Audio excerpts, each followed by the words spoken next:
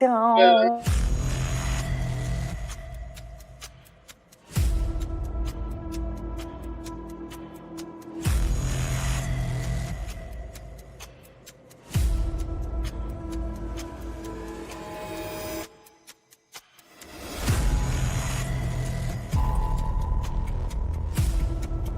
T-minus 10, 9, 8, 7, 6, 5, 4, 3, 2, 1, 0. Liftoff.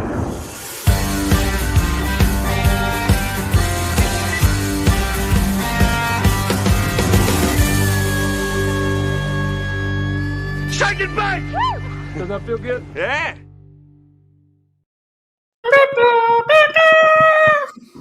Did you play the air guitar the entire intro? I was like, dun, dun, dun, dun, dun, dun, We should dun. make a music video of us doing the intro. I want to We let should y'all know that I can play air guitar better than anybody else. I'll be the drums.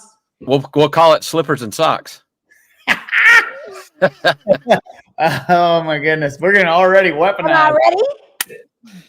Oh, got that one in there quick. Got it in there All quick. that damn Canadian tendencies are starting to slip out over there. Welcome to episode 3086 of the Shake and Bake Show with Stevie Fast Jackson, Lyle, setting the world on fire, Barnett, There we and go. Canadian sock wearing Purple Teeth. Good morning. Good morning. It just started pouring here as soon as the show, like literally it got down to 3 on the counter and it started pouring. It's tears of joy. I know, I'm posting on Instagram, so hang on. What's up, guys? I missed y'all last time. I missed y'all too. I am so excited about this show and everyone being here and appearingly everyone having internet. It's going to be great. Is that a word? Apparently, yeah. It's a mixture of appearing to and apparently. Not apparently, appearingly. We make up words around here. Go ahead, check that. Fact check that. Man, we have had some rock star couple of weeks in drag racing. We got a couple rock star weeks coming up in drag racing. We've got last show, I felt like, even though it was awesome having Doug Cook on, I felt like that because we had missed 2 weeks, there was so much to cover that it read like a news broadcast. Yeah. Like I had like 5 sheets of news and we're trying to rifle through it in 2 hours. Well, I wasn't there to keep you guys in line. We were screwing off and me and Lyle were having to man the boat. I was screwing off last week. It was great. I needed it. It was wonderful. Hey, Lyle, I did bring, I wonder if you can see this on camera. I wonder if you can see that. I brought my purple spark plug. That thing is remarkable. Has What? any of you blown alcohol tuners in the world ever? This is not an optical illusion. Have you ever been able to make a spark plug look like You know the really shitty wrapped ricer cars that are like that changing color. That's what that thing looks like. Put in the comments if you think what I did to have caused that. Like the iridescent Mustang from like the thing 2008. is, you don't even know. I know that's bad. That's bad. Bad. Yeah, I see in the comments we're definitely going to get to the outlaw Scott Taylor Pass segment a little later. Man, we got the comments are already rocking. Yep. So it's been 2 weeks. We have had mucho racing. Molly, let's fire off the highs and lows.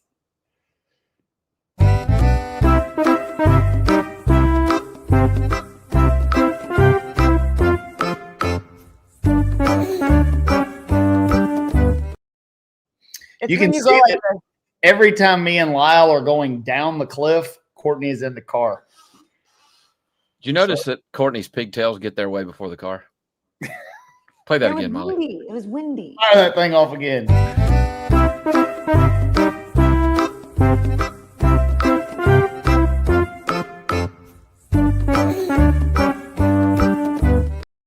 They do. Now that I know that, I will never be able to not see it. Slides in there. I'll never be able to not Oh, it's just you catching up to your extensions. see it. It's true. Sometimes they're a little grown out. You do what you got to do. Oh, man. That's All right. right. This is going to be I can already tell this is going off the rails. See, what you got for your high this week? What's happening? As usual, I just have some highlights. Molly, you can just start throwing them up. Maybe if there's a low in there, who knows? One of my highs, we went to the Cartuccio Miller wedding the other day. It was wonderful. It was nice and intimate. Oh, me and Spencer took engagement photos, so plans incoming.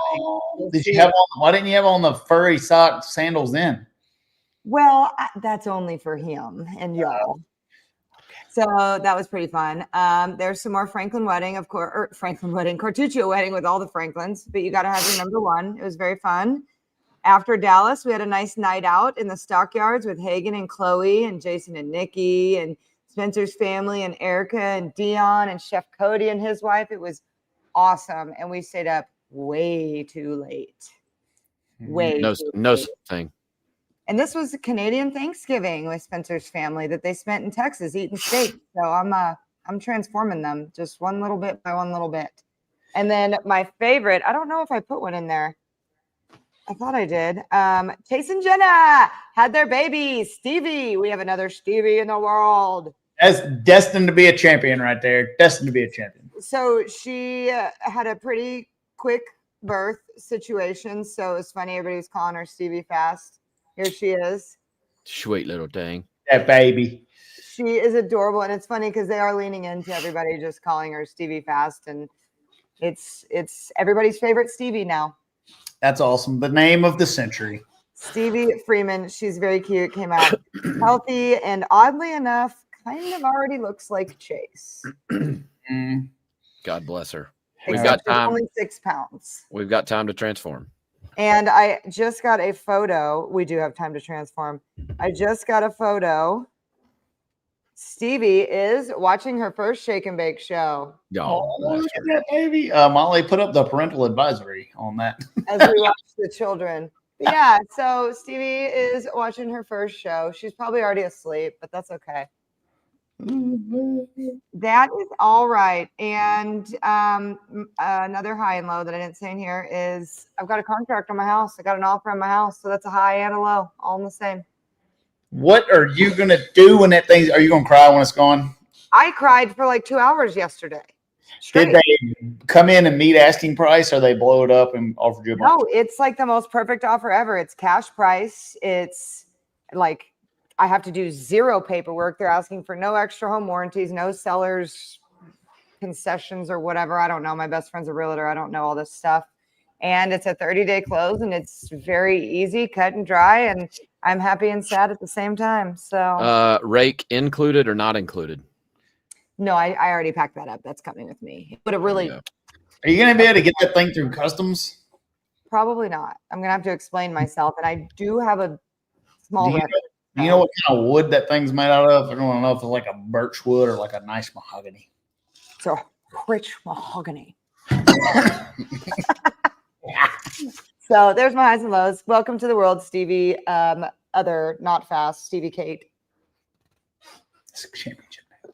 Sweet. It is a championship name. So now, Lyle, you got a built-in best friend for your little girl. Good. We can just cut them loose at the racetrack.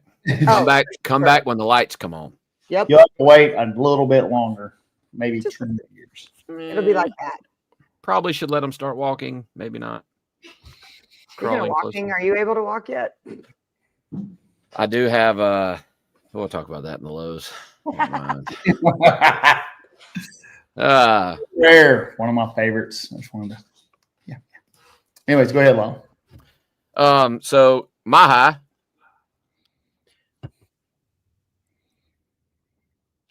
Thanks, man. Oh, you caught him on a good day. Best time of the day, right when I wake up. We absolutely dominated and destroyed the field at No Mercy in Pro 275. Qualified number one, low for all but first round, I think. No, Brad Edwards was low in Q1. We ended up going 364 at almost 208. Fresh Hearts Charger on that unit. Made the conversion over the past couple months. Had 3 runs on it, I think, before we came to Georgia. And that thing, I'll tell you one thing. When we were at King of the South early in the year, I watched Larry Larson walk away from me down the back to lose by 4th out, and now I know why. Those things make real deal horsepower, and they are I think we had the best back split. I don't know what Brad back split when he went 67 or so, but I think went like 118.1 down the back. 970 up front, like it's a freaking unit. We were hoping to break the record and dip into the 50s. Mixture of racetrack and atmospheric conditions did not allow for so, but car ran really well. I drove it like I had some sense. And we had a really good weekend. So huge thanks to Tommy Humans for letting me drive that thing because it is freaking fast. Molly, you got a graphic for that? Oh yeah, look at that. Sweet fucking shorts, dude. Yeah. Thanks.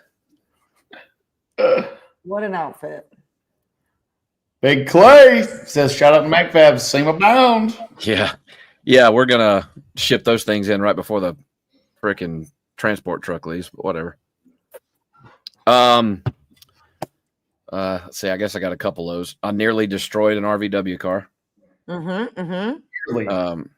If you Molly, you want to play that video?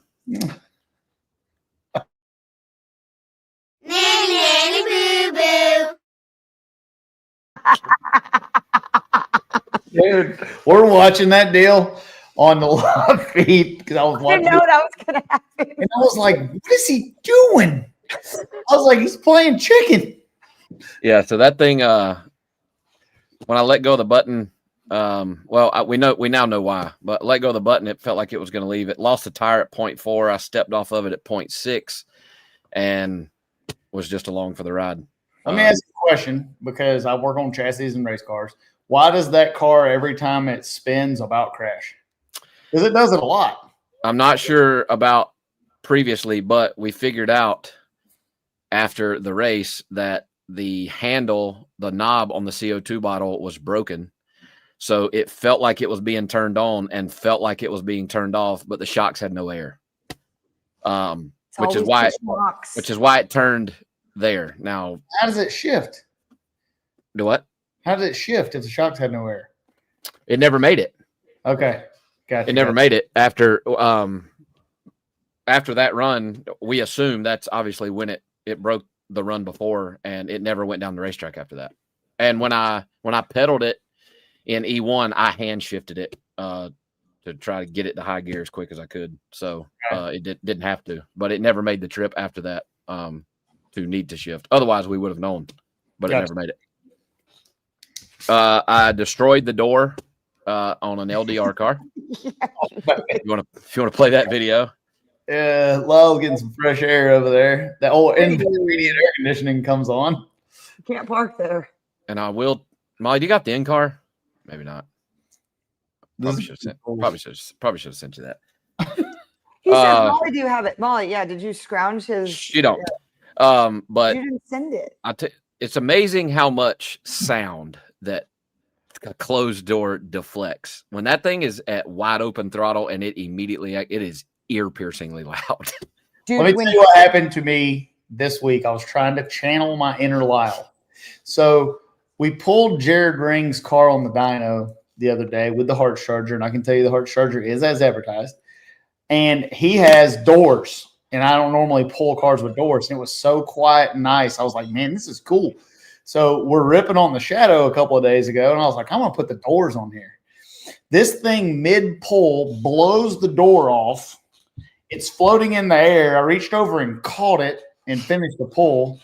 But it is, when it goes from nothing to sound, that's what you're talking about. It is loud. It's freaking, and that thing's got that small block Noonan deal in it, so it's already high pitched and 92 over screw pumping through theirs. When I forget what racetrack it was, but when Daniel Wilkerson, his window busted open somehow, I don't even remember how that happened or what had happened. He had some in-car camera footage in there too, and he had said at the top end, he goes, it got really loud and really cold. Like an airplane. Yeah, I'm not sure how the back window stayed in that thing when it came off. I don't need. That's one of the weirdest things I've ever seen. Me either. But between Australian Grant, Kyle Dvorak, and his lady friend Jackie, they managed to patch that thing back together. We won E1 and had a really close race in E2, and they I said I wouldn't let them do it, but then we tried it in the pit. They literally taped me in the car. So after E1, I think I made the short turn off, and I had to climb out the passenger side because I didn't want to kick it open. And then after E2, I rolled right up beside Don O'Neill, and I was like, "Hey man, will you untape this door so I can get out?" But we managed to. He used to drive with the vice grips under his nuts. He couldn't keep his windows in there. He would go in and clip a vice grip on both sides, and then at the end of the track have to take him out. Awesome. But and then I just completely sucked in beer money, drug it all the way down there just to drive like an idiot. So, but Pro 275 old salvage title dominated, made up for all of it. I do have some. My low.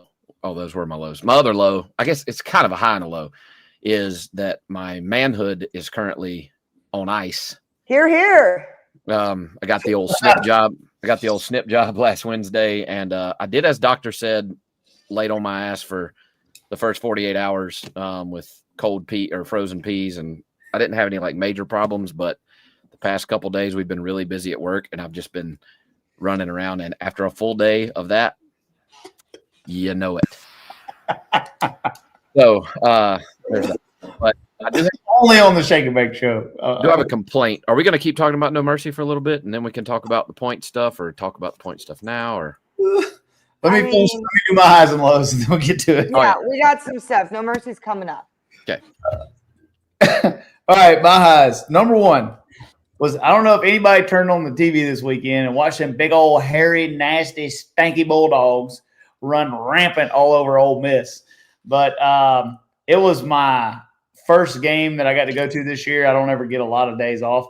Saturday was my first day off in 16 weeks, and I got to go to the Georgia game, and it was awesome. The first three quarters were just rock star. Like, you didn't know who was going to win. Then the Dogs got headed down the tracks and whooped them, and that was definitely my high. Also, Dogs. After many, many millions, what seems to be millions of pulls on the dyno after St. Louis, the Shadow SF1 engine is ready to go to Las Vegas. So we have no footage of any of that, but I'll just tell you that she's ready. She's ready to go roll the dice. Beautiful. Lows. My man, Chad Henderson, got beat for the LDR championship head up by 9 thou in the semis. I think it was the semis, either the third round of the semis in No Mercy. And that was a tough one to swallow right there. I made a damn good run. Went low ET of the round, except for the car we were running and the other Pro Charger car, and just got killed. Stack went 86. I went 91. Chad left on him 32 to 75, and it was 9 thou down there. That was pretty tough. Yeah, that hurts. Pretty tough loss right there. We had a good season. Chad finished second in points, so I'll call that a high. But still, you always want to be on top. Yeah. Other low. I was saving this for later. Molly, throw up my deadbeat vendors, please.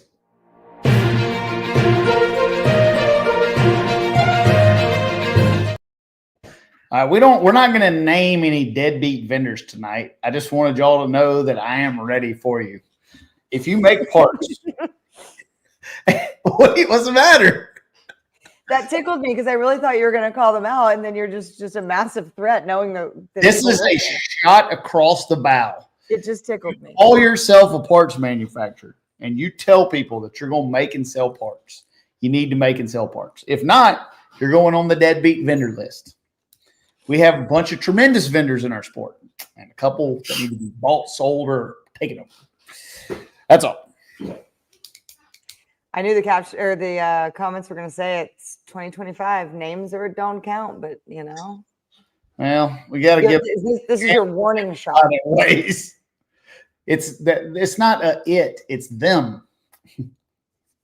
But don't worry. We're working on it. More than one way to skin a cat. All right. I'm glad you have a quality vendor who makes parts and takes money and delivers the parts. Like MacFab. Yeah, we try to do that. Right. Unless you call and order custom parts and expect them to show up yesterday. Like, hey, did you get my order at 4:30 last night? Yeah. Why don't you have my one-off custom parts, custom engraved in a special color to me by this afternoon? And oh, by the Same way, day I live Amazon. in Oregon. Same day Amazon delivery. Yeah, it has fucked. God dang it. It has fucked us. I love it. I love being able to go on Amazon. I ordered Nash a Halloween costume today because we're trunk or treating this weekend. It's going to be here Thursday, and that is awesome. But it has fucked us. It has. So The world is now. I'm not the person to put on the line for customer service ever. You think? Ever. And my dad sometimes will walk into my office and be like, I mean, you can't do that. And I'm like, well, I just did. But I told a guy on the phone, it's been a couple months ago. I'm like, man, this verbatim. I said, man, I don't know if you know this or not, but we are not fucking Amazon. I told him that. But also, I feel like it's a bit of a pleasure, and everybody knows that it's you at MacFab. So, like, it's kind of one of those mean girl things where, like, Regina George pushed me down the hill, and it was awesome. It's like Lyle Barnett cussed me out on the customer service line today, and it was kind of awesome. Yeah. Well, and then the guys that order the customs, like, we're the only people in the country that can do that will do what they're asking us to do. And it's just like, man, well, I mean, you only just pull it out of my ass. You know, I'm out where you think that comes from. It comes from that machine over there that's booked for the next 2 weeks to make other shit. And I'm just going to stop it. But no worries, man. I'll get it to you. Right away. Anyway, Mark's right up there with not being able to go to the website and find the pricing on your own. Speaking of, we need to do another Q&A and give away another hat. Your friend never hit me up about her hat either. No, it was me. It was me because I said, I'll give you the address, and then I didn't. And then she forwarded me an email with her address or sent it to me, and the subject line was my address you should have memorized, which is also fair. So I got double boinked on that one. Okay. Well, I've got a fix for it in my announcement here in a minute. She's playing some girly game tonight, Mahong or something that girls play these days with I don't know. It's like dominoes, but they have designs on them. And if there's any girls in here, they're gonna tell me I'm absolutely stupid. But so she's not even watching. But anyway, okay. So I'm back. We're keeping on track. It is time for I was about to go on a FedEx rant. What? I was about to go on a FedEx rant. Have y'all overnight anything on FedEx lately? I don't do it. If you do, overnight does not mean overnight. It doesn't mean tomorrow. It may not mean the next day after that. Do you get a refund for your overnight charge? Absolutely not. We don't refund that. I said, what does overnight mean to you? I said, I need to speak to someone in America. Yeah. I tried to get Tom Hanks on the phone again. They won't let me talk to him. I was like, listen, all y'all do is ship packages, and y'all suck at shipping packages. And there's my FedEx rant. Definitely on the deadbeat corner, but not deadbeat vendor. I don't buy them from them. We do ship out about 60 packages a day. Overnight means maybe next Tuesday. Yeah, that's kind of dumb. And then every once in a while, you'll ship something ground and it shows up the next day, and you're like, what the fuck?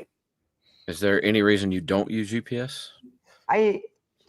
We use UPS a lot too, but sometimes stuff's got to go FedEx. I mean, our UPS guy is great. Like, he comes in here, hangs out with Nitro. He'll steal the dog. Nitro comes back later. He'll come get my pallet jack and jack all the pallets up, take them out there and load them up. Like, he's awesome. This dude says FedEx driver hit my Suburban at my shop yesterday. But apparently they can't drive either. Maybe that's why they don't ever show up. They're just crashing shit before it ever gets there.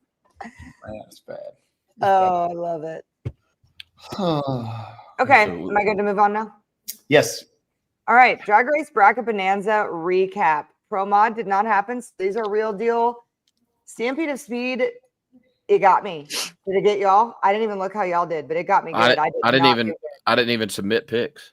What's wrong with you? Look, man, I was driving 4 cars in Georgia. Okay, I wasn't. It don't matter. It takes 5 seconds. I was busy enough. Ollie, fire up the who's winning graphic and all that stuff. Yikes. Hey, Courtney, does that mean I'm beating you or you're beating me? I'm beating you. 58. I'm 58. You're 77th. That's a dunce hat, not a winner's hat. So did I crush you in Pro Stock? Like, obliterate you in Pro Stock? You obliterated me in Pro Stock because I picked with my stupid heart again, and my sister lost first round in a really fucked up drag race, but my sister lost first round. Hey, why is Stevie second for Pro Stock Motorcycle if he was? Yeah, I mean, okay. He absolutely he crushed you even worse. For me. Pro stock motorcycle. Yeah. Still is rigged for me. And yet, so I beat you by 130 there and 140 there. You only beat me by 137. But it's not about how many You win. places. I don't understand the scoring system. I'm going to tell you, it's not. Those are the places that we got. Those aren't how many points you got or anything like that. So the overall is our full points system. That's where you place. So you Me and Lyle are going to make up our rules. Lyle, the higher the number this week wins. So you D&Q'd, you won this week. All right. don't be mad at me that I do better than y'all. It's fine. You got crushed. Pro stock is your category. You got 130 points. Or people put up the thing again, Molly. We have to dumb this down. I got my dunce. Overall, I got 58. Overall, you got 77. That means so many people did shitty in pro stock that it didn't even matter. Wow.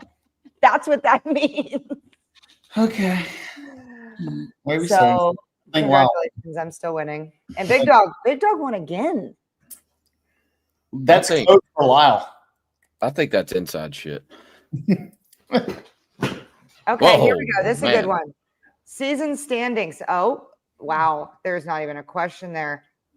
Well, I mean, I'm assuming it is who is leading the countdown is all that matters to me. You are. I'm You assuming there's definitely- only 198 players. No, we have like 600 something. Wow. But people Well, there's a forget- lot of y'all that really suck. They really suck. And a lot of people forgot this week because it wasn't Promod. And that also means that we did a bad job because we were all busy of promoting it. So that's a little bit of a report card on us. Good meeting you. It was cool seeing you. And Brad, you got lucky. Oh, well, Brad knows his shit. All right. Speaking of, we need to do our due diligence here and find us. We need a pro modified sponsor for the drag race bracket bonanza. We really do. And we even had some people that loved what we did for the pro mod deal and drag race bracket bonanza. We're going to figure out a way to get it sponsored next year, but had a couple of people just send a little donation as a thank you or whatnot. And it goes completely to drag race bracket bonanza and what it cost them to put up pro mod, which was expensive. I mean, there's 734 people on here, about $5 a piece would be. That'd be wonderful. That'd be wonderful. And it all goes to them because as it stands now, that had nothing to do with us. We said the idea, we bullied them. They did the work, they paid the money, and they do the execution every week. So we want to pay them back. Good job, Lyle. All right. So speaking of Stampede of Speed, all of the oh, Hey, wait a minute. Wait. Okay, we got to do the graphics system. Oh, no. what is going on? Wow. Dead. What just happened? The dang truck stop. He's at home. The truck stop internet. He's hooked into the Loves. Nuts fell out. Yeah, he said his nuts fell out. They're empty now. Lyle will be back on in a minute, I hope. So we'll do, Lyle had an announcement. We'll do that in a minute. Let's talk about Stampede of Speed. We are to the point of the season, Stevie. Every single points winner won the race. Or points leader won the race. That's how you know people have their shit figured out and they're going to race for a championship. I thought that was pretty cool. There's some seasons where it's like it could go here. We've got battles. This is one of those where it's like things started to be very, very clear, and now they're becoming just like exclamation point when these people go out and race. It's insane. Like Greg Anderson, you can never count him out. It's between him and Dallas. You can never count out Gage, him and Gadsden. But when it comes to Top Fuel and Funny Car, Justin Ashley losing first round this past weekend, devastation. Hey, Lyle, did you finish icing your nuts? No, I moved my foot and jerked my camera cable out of my computer. Well, what's funny is we heard you go, "Oh no." Oh no. We were talking about how all the points leaders won the race in Dallas, and we're to that point of year. That's the way that always goes. Well, not always. Sometimes you got like one wins here, and there's a battle. Like it's becoming pretty clear. Hey, we got a $5 donation for you to get some better internet. Hey, I'll put my cash up there, dog, if you want to hit it. He's Hey, I agree. Y'all smash that like button, baby. yes, That's free. please. That's free, and it helps. Don't say anything. Hit the like button. Subscribe. Some more things that happened in Stampede of Speed, aside from things becoming championship clear. Austin Prock won his 9th race of the season. Most wins in a single NHRA season for him for John Force Racing in 2020 was the last time that happened. I read all that wrong. 2000, not 2020. It's my first day reading. That's phenomenal. That Joker is killing it. He That's is not that killing Joker, those Jokers. There's a lot of people that make that happen. I tell you, somebody that's getting the starting line figured out. Where's old Spencer Hyde at? Whoop, whoop. My boy's stomping on that thing. Hi-ya! He said, I asked him the other day too, I'm like, because he's been creeping down. What happened? He's changed where his eyes are before he stages. So He's looking at that top yellow bulb. there's some new things going on. He's getting more comfortable staging that bitch, and he's fucking ready. And then racing Austin the other day. Here, go ahead and say what Austin told you down at the finish line. He said he came over and he goes, "You were 46?" I said, "Oh, was I?" He goes, "Yeah." He goes, "And you don't stage like a retard." Perfect. I'll drive that thing in like a turbo car. Hey, you better be careful what you say about those turbo cars. They're going pretty fast today. I saw that they were smoking and percolating down the track. Percolating. Yeah, we'll talk about that in a minute. But yeah, old Spencer Hyde's getting it done, which leads me almost right into Rookie of the Year stuff. But before we move into that, big stuff for the NHRA this weekend that was in front of the Dallas Cowboys game, which awesome coincidence that it was at the Dallas race. The market was there. It was a beautiful thing. The most watched NHRA broadcast ever. And it was the most watched motorsport event of the week, and NASCAR was on. In many, many ways, NASCAR was on. Yeah. That is awesome. We finally beat NASCAR. I want to say this has to be the first time that's ever happened on Network Fox. That's pretty Network cool. Fox. And the Stampede of Speed needs to get some credit. If you've never spent a week there, that is a phenomenal event. Concert's great, music's good, racing's good, food's good. It's a really cool deal. And not like chicken shit concerts, like Clint Black, Lady Antebellum. Who Eli Young Band was there 2 years ago. Pat Here's Green a was trivia there. question for you. Where do you think Lady Antebellum comes from? The dirty, dirty South. Augusta. We have the Lady A Theater in Augusta. Well, yeah, now they're only allowed to be called Lady A because 2020 happened. Stupid as shit. No, I'm going back. I'm calling them the Dixie Chicks. I'm calling them Lady Antebellum. We're not doing that shit anymore. So, anyway, so that does lead us right into, we have 2 weeks off for NHRA, last week and this week, but Rookie of the Year announcements came out this week. And I really want to talk about it for a minute, even that he's in the room. We've got 4 people that are, there's 5. Stephen Bell's in this too, but I would say this right to his face. I don't think he's a player for this. We've got Spencer, who's raced every single race, 2 semis, 2 finals, 1 number 1, 1 too fast, too tasty win. We've got Braden Davis, who has now raced 7 races, 2 finals, 1 number 1, Matt Latino, and Cody Coughlin. And so votes go out. Normal people don't get to vote. Oh, Hunter Green too. I'm so sorry. I didn't put Hunter Green in there. Hunter Green is also in there. Wasn't supposed to be, but then when Blake was seated for a few races, he got an opportunity to run that deal. So he was inserted into that. So Spencer, Braden, Matt, Cody, and Hunter. Of those, Spencer and Cody Coughlin are the only ones. I almost loaded that video again just for this fucking thing. I almost loaded it. Cody and Spencer are the only ones who have run a full season. The other 2, Matt Latino has run a lot, but he ran a lot of those for his dad. And I think that that needs to be remembered in that he was Eric Latino, a couple of those. And then Braden Davis has had a magical less than a half of a season, which has been unbelievable. Got into the countdown off of merit, only running 5 races, which is nuts. Yeah. Nuts. That kid can ride. He can ride, but that also shows the pro stock motorcycle gap. So there's been a lot of debate online about, not enough races if you run a few, or, Braden getting in on this and that. And so I just like when we talk about things that need to be voted for, but only members of the media can vote for this. So really our thoughts and comments are useless. I do think that you also have to put into account it's a different thing being a rookie on some other type of vehicles versus a nitro funny car. I'll put it Like, for this. if I went bull riding and I got on like a horse or a bull, it's a little more involved driving a nitro funny car. It is, and I think that last year may have hurt some situations because Richard Gadsden had a season that very well could have and should have won the Rookie of the Year, and Tony Stewart got it, and that is partially on merit. That is partially on vote. People said it was partially on NHRA disregarding vote and merit and doing that just for the name.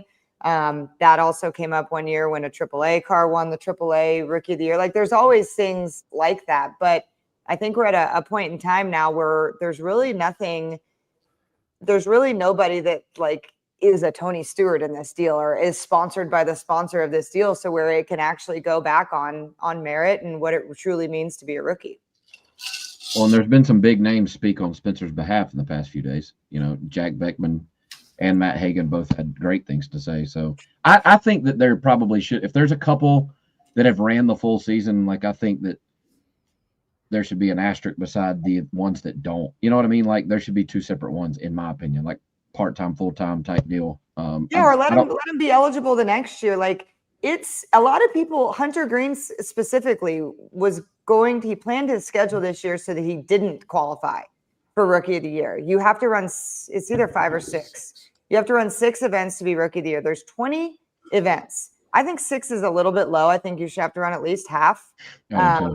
And I'm not saying this for anybody or any situations that it is. I've always thought that way. I think 6 is a little bit low. Somebody can come in, get their feet wet, figure it out, have a part-time team, and then actually campaign for Rookie of the Year in their first either half or full-time season right there. So yeah, I agree with you, Lyle. It's two different things. It is. Me and Spencer bros. I won Rookie of the Year my first year. Did you? Yeah. Well, and also, like, he's sitting here, and I live with him, so I'm obviously, if I could vote, you're biased. I'm gonna vote for him. Somebody wrote on my Facebook thing today. They were like, "Courtney, why do you not want Braden to win?" I'm like, I like Braden, but I live with this guy. Yeah. And also, I just think that is what it is. I'm reading a couple of comments here, trying to get caught up. Courtney was Cody fined after his actions? No, there was a verbal warning on racer.nhra.com. I wonder if we still have that, Molly. If it's there, it could be played at any time. That itself deserves an award. Anytime you're having a bad day, you can play it. I said something in the tower the other day. We were talking about Rookie of the Year, and I said, Cody's done a great job. He cuts good lights. He's come in here and really kicked the door down when it comes to new players in pro stock. And I got like 10 texts. Some people get it. I'm funny. Oh, man. I'm funny. Yeah, just ask me. I'm hilarious. All right. Lyle, I hear you that you have a very large announcement. You mean Molly, do you have a graphic for this? Do the thing.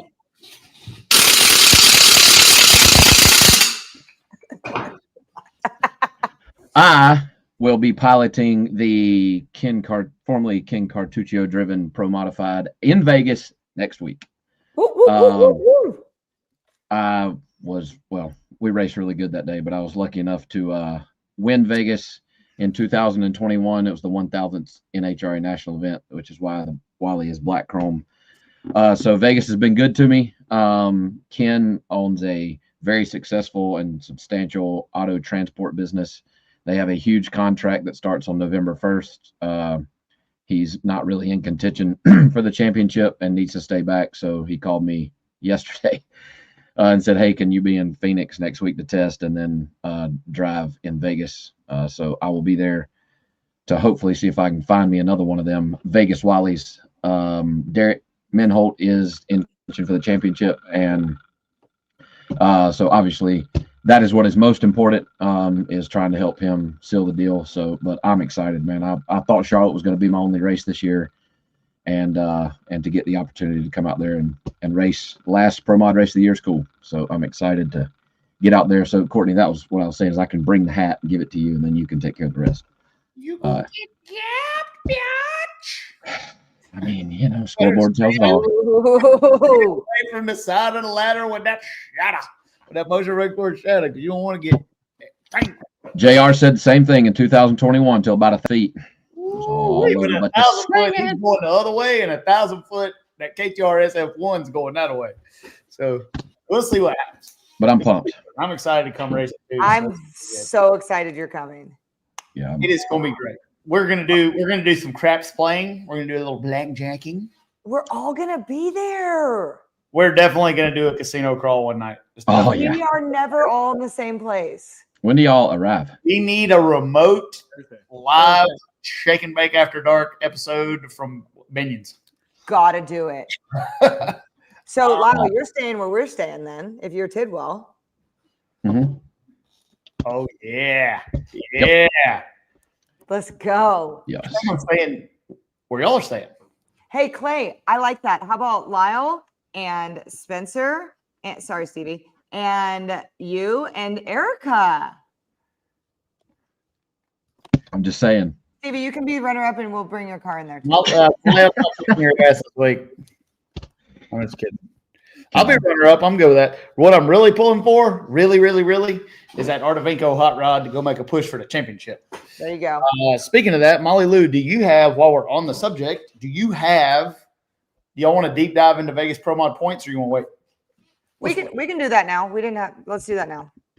Molly, do you have a graphic of the current point situation in NHRA Pro Mod? What a girl. Yeah.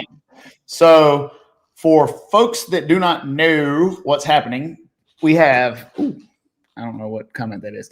We have, damn, I'm in 19th in points. I might run 3 races. Points and a half in Vegas. Normal round points are 20 points around, 30 points around going into Vegas being the last race of the year. I think this is the first time we have 9 viable candidates that can win the championship. And really 6 or 7 that really can win the championship. Sidney Frigo's 5th, and he's a round and a half out of the lead. It's going to be a shootout. I mean, it's really going to be awesome to watch. If you're a fan, Pro Mod racing is going to be good. Billy had a tough round in St. Louis. I ran him first round. Otherwise, he would be far further ahead. Mike Stravinos was running good. Derek Menholt's running good. Jared Gray kicking butt. Sidney's driving good. Mike Castellana's on that late season surge that they're always on. You know, they always seem to kind of get it when it counts. Yeah, they do. Justin Elk's doing a great job with Mason Wright's car, and he's driving good. It's anybody's championship. It's gonna be good. That's actually wild that there's that many people that close. Yeah, Pro Mod's good racing right now. In the last 2 races, it's so hard to win. There's a lot of good teams that have went out first round, and a lot of teams that have went further rounds than they normally would. So it's going to be exciting. Lyle, are you racing like for Ken, or are you Lyle? You can't. You can't in the countdown, right? Nope, just there for a spoiler. Okay. Same thing as me. I ain't racing for nothing but to just hope somebody is jumping up and down on her hat on the start line. I want somebody. And how crazy would it be if it was you 2 in the finals who couldn't even win anything? It'd be so I awesome. don't even know what I might just park it and get out on the start line and dance. Just idle down the track so you can idle the fastest. That's when you do your foot race. Man, I'll fall out. It's hot out there. His balls hurt. I would agree to idle down the racetrack until about 40 foot, and then I would just stomp the shit out of my fucking dog your ass. Like, I'm stupid. That would be so funny. But man, yeah, I'm super excited about it. That's going to be pretty freaking awesome. Well, while we're doing that, we can just finish NHRA shit.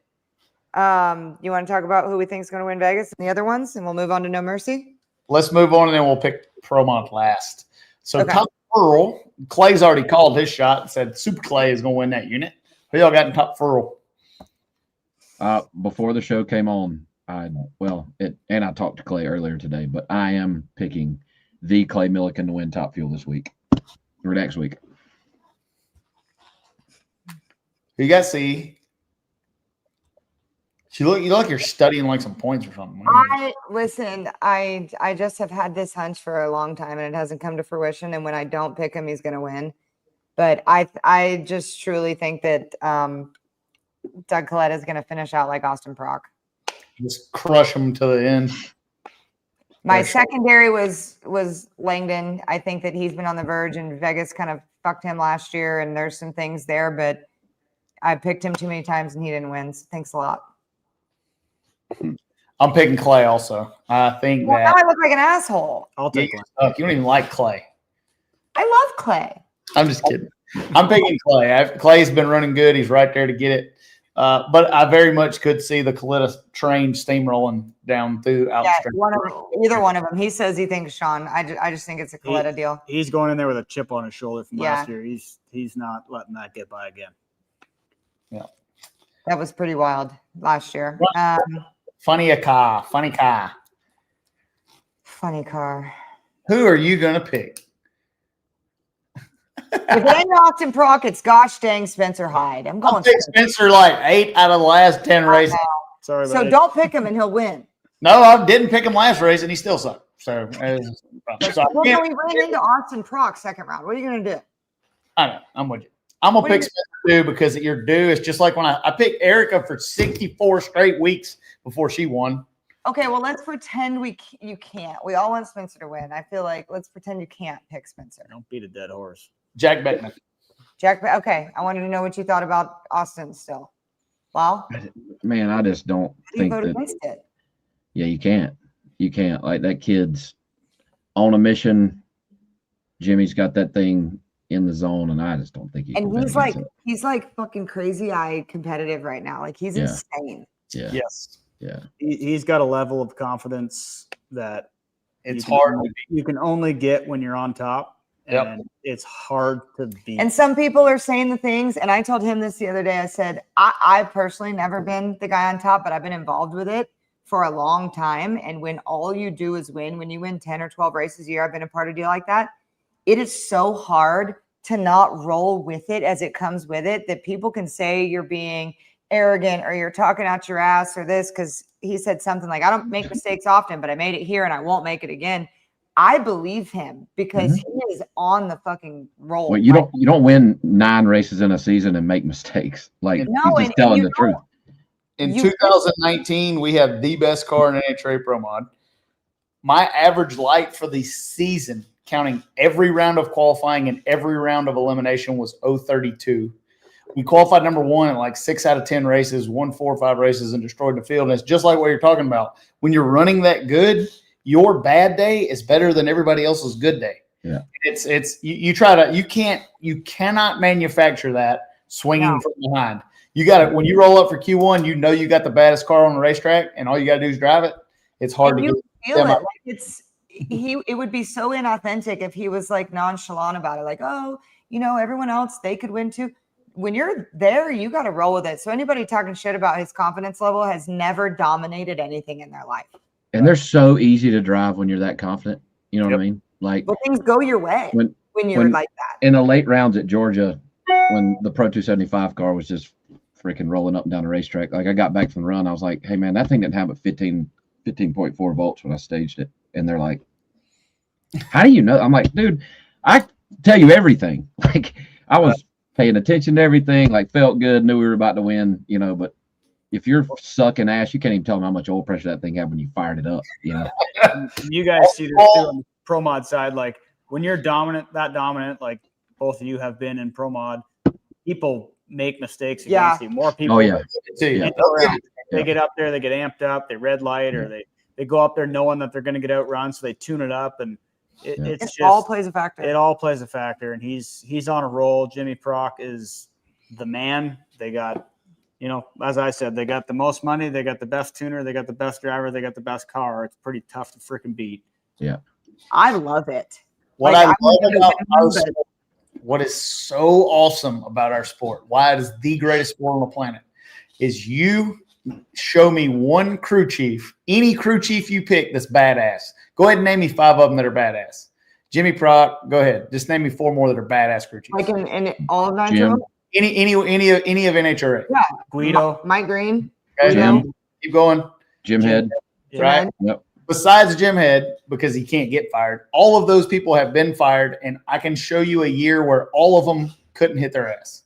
Yeah. I What's mean, awesome about our sport is because Venables, all of them. the things that you learn when you're failing is when you can finally stack all that stuff up together. You got Jimmy Proc. You got these world-class crew chiefs, world-class drivers that are dominant. You look at Mike Green. Was he not released before y'all picked him up? Yeah. I mean, they were whether it was that day or after Pomona, they were going another way. Right. And you're talking about many time world champion crew chiefs. The winning, yeah. Him Right. and Tony Schumacher was insane. I know it was after the Alan Johnson era, but Tyler Richter, good point there. No one is unbeatable. That is very true. When it is your day, and things will flow. But to rival that is what we're talking about. When it's your year, it's your year. And all the things will happen. But yeah, pretty wild. Pretty wild stuff there. And then did we do Pro Stock and Pro Stock Motorcycle? We got to do. We got on a nitro train there. It's my heart's beating fast. Well, Austin Brock got us all excited. All right, Pro Stock. Who you got? You don't know how to pick shit, so I should probably go because you get crushed in Pro Stock. Greg. All right, go ahead then, big boy. I'm pick Erica just because she does good in Vegas. And She is still the winningest driver in Vegas. She's the winningest driver in Vegas. If you were on the gambling side, you'd pick her. Is that any pro class? Yes. Yep. 10 or 11 wins. 10 wins there. See, everyone, this is what I like. Yes. A lot of people are saying Greg Anderson. Like, Yeah. this is Well, one I of mean, those moments where he, in the past few years, like it's really hard to bet against KB Car, period, this year, and especially there, because they've won, they won the last 3, 4? in They've Vegas. won everything since Erica won an Indy. Yeah. Eric, well, in No, I'm saying Vegas. The Vegases. I don't know. I'd have to look. It's I been, think- Erica won it's been either Erica or one of them. Erica Yeah. won in 23. So I'm not picking one of them. I'm gonna go with Aaron Stanfield. That's a good pick. He's just driving really good. Like that dude is on a mission. He's got a chip on his shoulder, and I think he's there. I have a tough deal here because the Vegas Magic, I really do know Erica does things here, and she is very dissatisfied with winning only one race this year. And whoever wins the championship will win Pomona. If it becomes between Greg and Dallas, that's how that will go. So if there's one more Erica pick left, I think it's this one.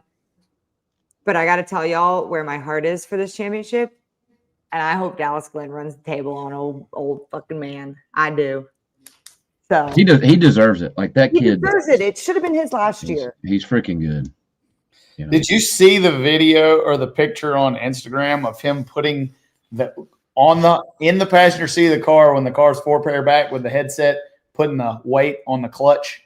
And the caption was, "I got to put this clutch weight on so I can hurry up and suit up and go drop the clutch." That's pretty cool. It is pretty cool. Nobody else does that. That's pretty cool. It's pretty badass, but it will be. So Erica and Greg in the past decade, it's been Erica, Greg, or Jason Line who won the championship. To have a new face is awesome. It's definitely his year. Definitely his year. Yep. So, and then Pro Stock Motorcycle, I'm going Gadsden all the way, baby. Richard Gadsden to win out. Richard Gadsden to win the championship. I'm team Richard Gadsden, and I love you, Gage, but I'm going Richard. Braden. Braden. No, I like the Richard Gadsden pick myself. A Braden hurts Spencer Hyde's rookie unless he wins as well. I love Win to as see well. Win as well. Go get it. I like it. It is awesome. Braden's been doing such a great job, and he's been right there. All right. All right. Who do y'all? Let's go ahead and pick champion for NHRA. All right. Let's pick winner of Promod. Then let's pick championship pick. And I'm going to go out and say that I can't pick Sydney. You know, it's our team car. We run it. I can't pick Sydney.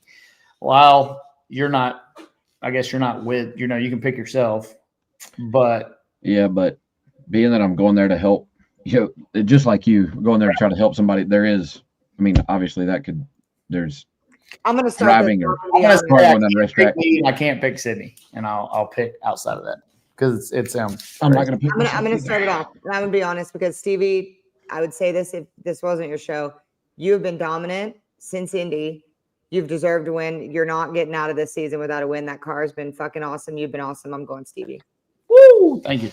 I would love to roll out of Vegas for the You wall. freaking gapped the qualifying field, and then random shit happens on race day. So, Well, I got beat on a double hole shot in Charlotte. Smoked the tires for the first time in competition in the semis in St. Louis. Just flag out running Indy, but we've got a good hot rod. We have really worked hard since we left St. Louis. If you guys know how many dyno pulls we put on the car here, we've put in our work. So that's why I'm going you. I'm gonna. If I can't pick me or Sydney, Molly, put up the points again if you can. Oh, you're gonna play this game, okay? Oh, I just want to talk about who all can dominate this race. All right, Mike Stravinos. Justin Bond, I can dominate this race. Justin Bond can. Dimitri's been running awesome. Mason maybe could. This has won more Vegas races, I think, than I have. Alex's car's been a hot rod. Ken's car, which is now Lyle, awesome. Mason Wright, awesome. Mike Castellana, champion, close it out in Vegas. Sidney Frigo's hauling ass, guaranteed to be top 3 on the sheet. JR has had a fast car. He's not been driving good. He's got a pull. He did in St. Louis. Menholt running good. Stravino's badass. Billy Bannick, awesome. So how are you going to pick one? I mean, it's Is the old man coming? Nah, he's scared of that dry Vegas area. He's scared about the hood scoop or something. Yeah, he retired again. Retired again. Yeah. So they changed the rules. So if I can't pick me or Sydney, I'm going to pick Mike Castellana. Oh, I thought you were going to say Stravinos. Nope. If I'm not picking myself or Sydney, I'm gonna pick Mike. So is that who's your championship pick? Well, I can't y'all, but then yes, pick me or Sydney for that. I'm gonna pick. I think that it's going to be a 3-way shootout between Mike, JR, and Sydney for the championship. Okay. I'm just going to pick the boss. I got to pick Sydney. I'm not. I think he's been running good all year. He's been driving really good the last couple of races. He's got good power over there. We're going to pick him. What do you think, Lyle? Well, obviously, I'm being brought there to try to help Derek win the championship. The car, they're running good. They made some changes. I know to Ken's car for sure. It's running really good. Just because I've watched him race this year and he tends to just not get rattled and he's always the same and always calm, cool, and collected and seems to drive good when he needs to. Mm-hmm. I just don't think you can stop Mike Stravinos right now. I don't either. I don't. I think that, and I love JR Gray to death, but I just think he's not quite as good as Mike is at putting aside what has happened the past couple races, the pressure that is there to do well and win the championship. And I think Mike Stravinos, he cares, but I think he goes up there and don't give a shit. Like, he does go up there to have fun. I'm gonna go up there and rip loose of the button. Well, and he's got mentally. He's got a fast hot rod. Todd Tutterow. Todd Tutterow just won the Pro Boost Championship in the PDRA with Ty. They're on a roll. They won the Midwest Championship with Wells. Did Ethan Stedding win the? Yes. Yeah. I mean, it just makes sense for them to put it all together. But I think Mike Stravinos wins the race and the championship. That's awesome. I think that's just hard to stop right now. That dude he drove good early in the year. They had a rocky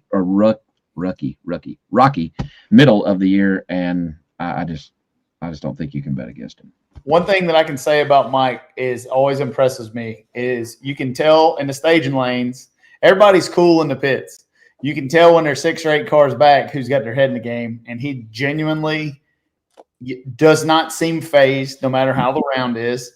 Generally having a good time, quiet, and carries himself well. So that is championship material for sure. I'll tell you, it's going to be crazy to watch. I can tell you what car is going to be on top of the qualifying sheet. I can't tell you nothing of it, but I'm going to tell you who's going to be up there running. That's I just think I think you deserve one, and I think it spoils it. But I think my deal is Stevie wins. Mike goes late enough to win the championship. Thank you, Braden. Bring your Igling Motorsports by. We'll take a picture.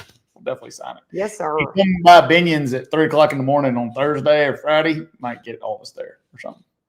All right. So last little bit of NHRA before we move on to No Mercy. I think y'all talked about championship stuff last week, but if we want to change any of that or whatnot, who you think? Obvious, right? I mean, you gotta go with how it looks. If you're gonna pick pros, you gotta pick Coletta, Proc. I'm gonna pick Dallas Glen win championship and motorcycle. Now, I mean, some things can change. Top Fuel and motorcycle are decently close. You know, there's a few up in there, but yeah, I'm sticking with the. I did say Justin Ashley at the last one, but that was crazy. What is the gap in funny car? It's like 100 points. It's a lot. Yeah, it was only 20, and then Hagen lost first round, and that really did it. Something crazy would have to happen, which we saw at Reading, whatnot. There's 2 races left. Well, there's 2.5 races left. Yeah, it's Hagen's really the only one that's got it.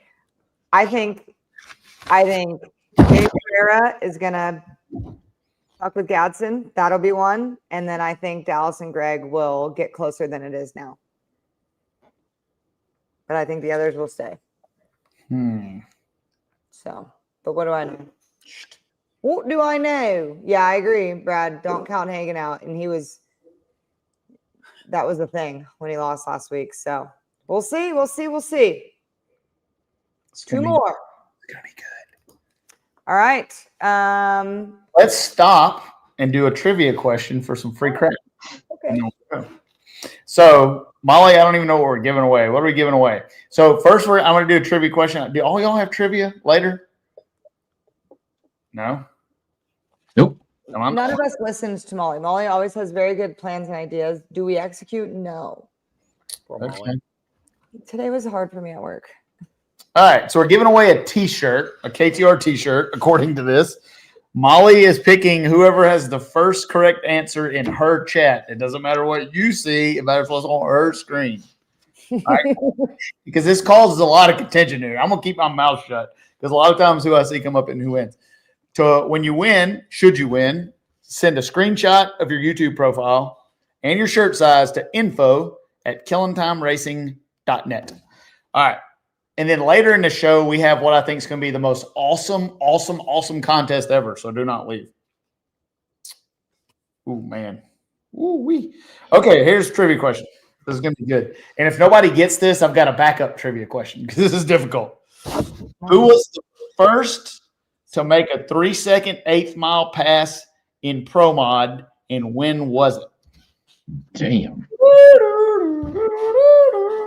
Spencer knew it immediately. The year though.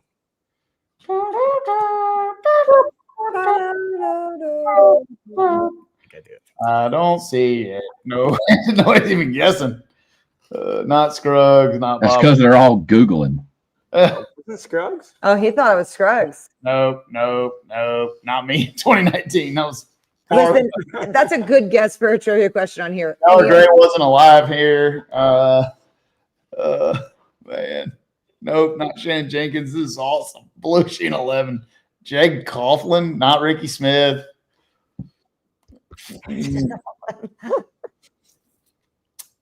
Oh, man. Oh, no. This is bad. Say it in the private chat. What is it? Edwards. That was not Promod. Oh, man. Not Scotty Cannon, not Bubba Stanton, not Bo Butner. Was it Mick Snyder? No. Oh.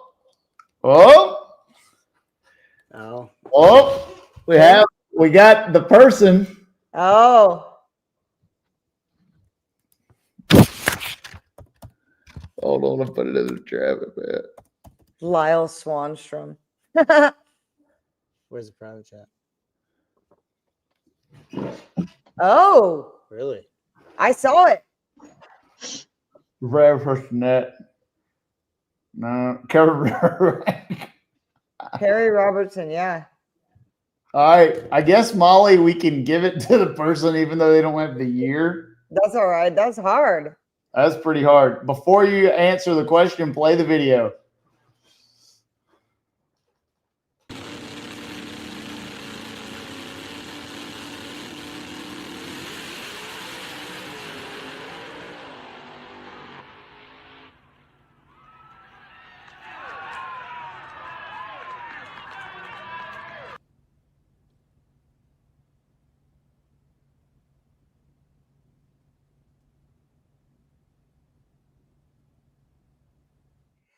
Chuck Ford on board. Y'all should have known that they had a little Chuck Fordedness. So who won that thing, Molly? Good job, Molly. I seen it. I seen it up there. I think went one flat. Crazy. There's no telling what they weighed then. How about those retaining walls?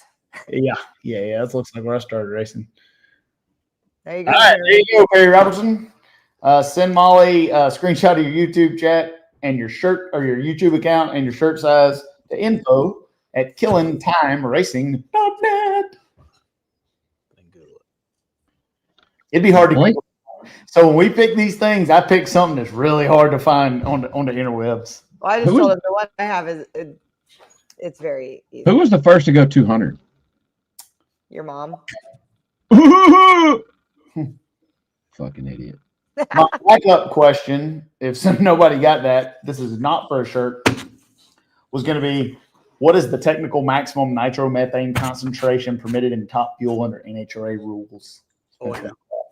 I bet Spencer does. Is it 87? No, that's what they run. 90 something.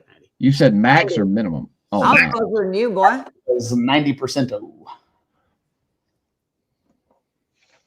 90%. I was closer than you were. All right. What else we got to cover? And then we're going to talk about the mercy. best contest of all time. No mercy. Fox News is going to have this contest on there later when I announce it. Probably. Y'all were at No Mercy. I was not. I left you hanging. You were at work racing and you were goofing off. No, I was at another race.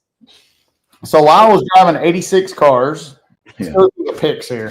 Lyle for RVW picked Lyle. Produce 75, Lyle picked Lyle. LDR, Lyle picked Lyle. F275, Lyle picked DJ McCain. Jackson Henderson and Ultra, and Lyle and Little Gangsters.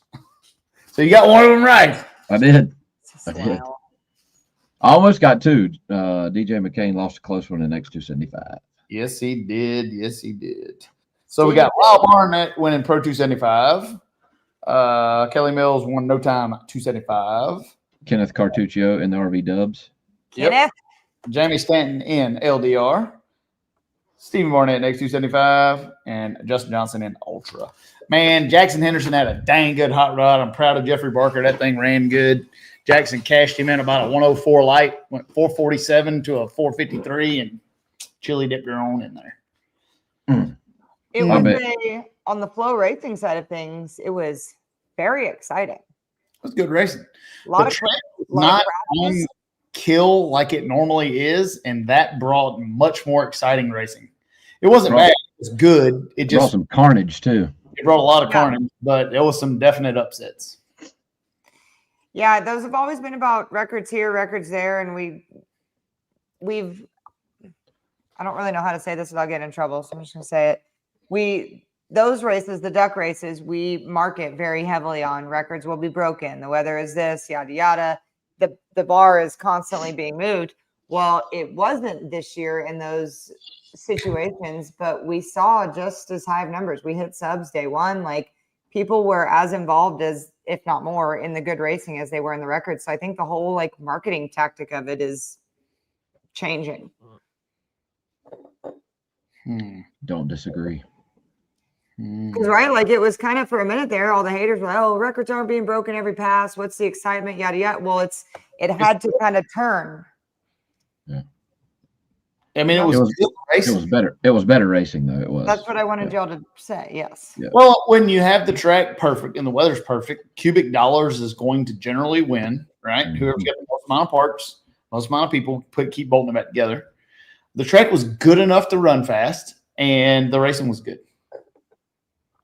Why so But many it was also tricky enough to get you in some serious doo-doo if you weren't. Could not roll up there with your wiener out. I mean, you had to have. Well, there was 2 rounds. Chad said, "What we gonna do?" I said, "My panties are all the way wrapped around my head."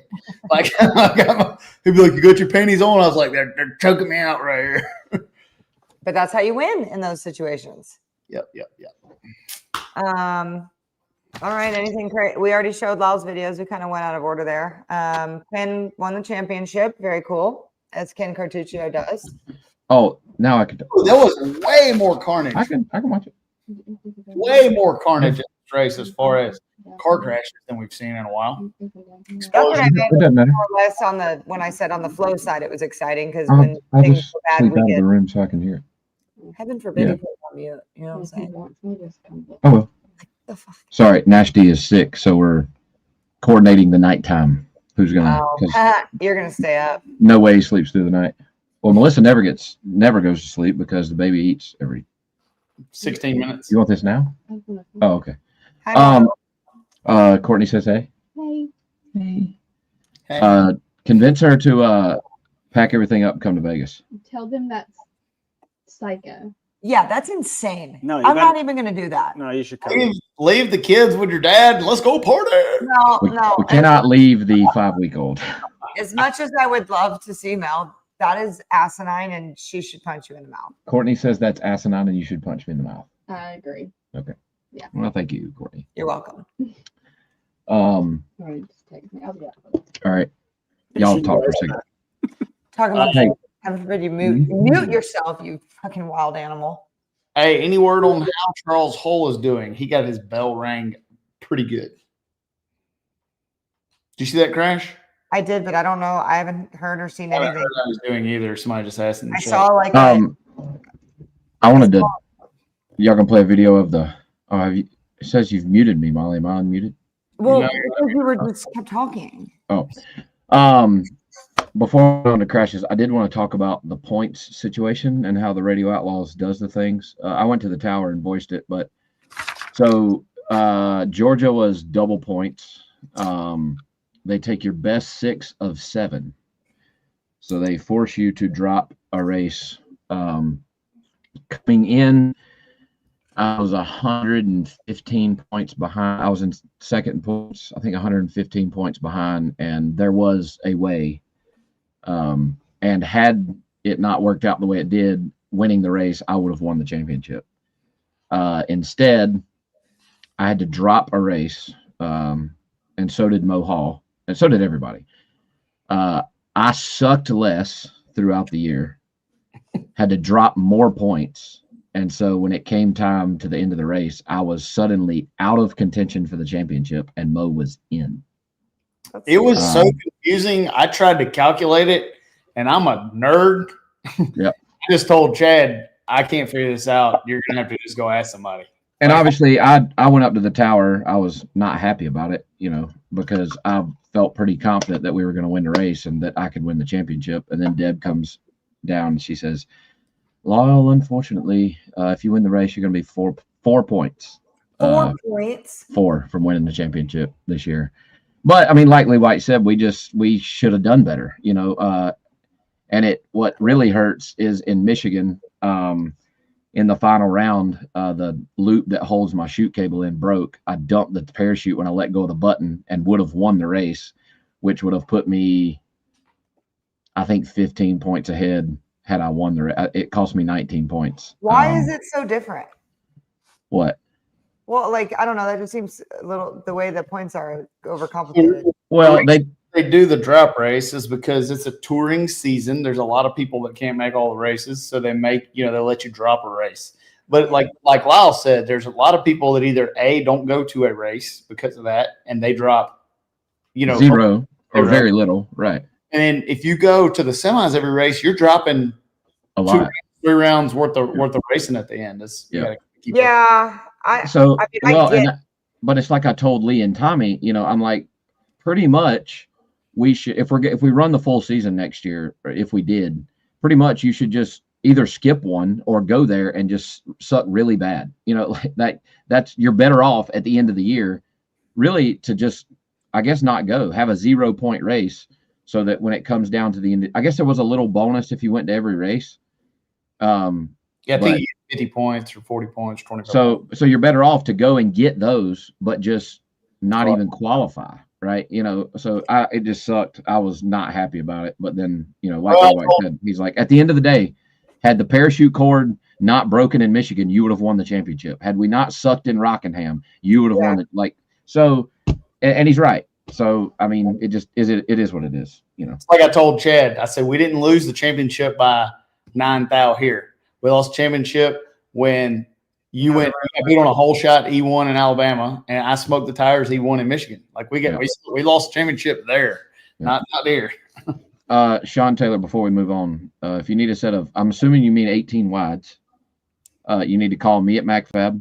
I will build you a set of Hot Rod Sanders 16 by 18s, hook you right up. You'll be ready to rip. Or if you say the wrong thing on the 550 on the customer service line, he will tell you you're a dumb piece of shit. Make sure you ask for the price on the phone. Yeah, tell him you couldn't figure out the price online. I mean, if I'm gonna say you said 18s, I'll tell you everything you know, buddy. I'll talk you right into them. But no, we do have plenty of stuff in stock.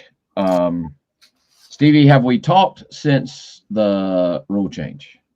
Which rule change? The rule change or the rule change? Rule change. Both. 19. Me and you know we talked in SGP about the rule change on the rule change, but I don't even know where the rules are at today.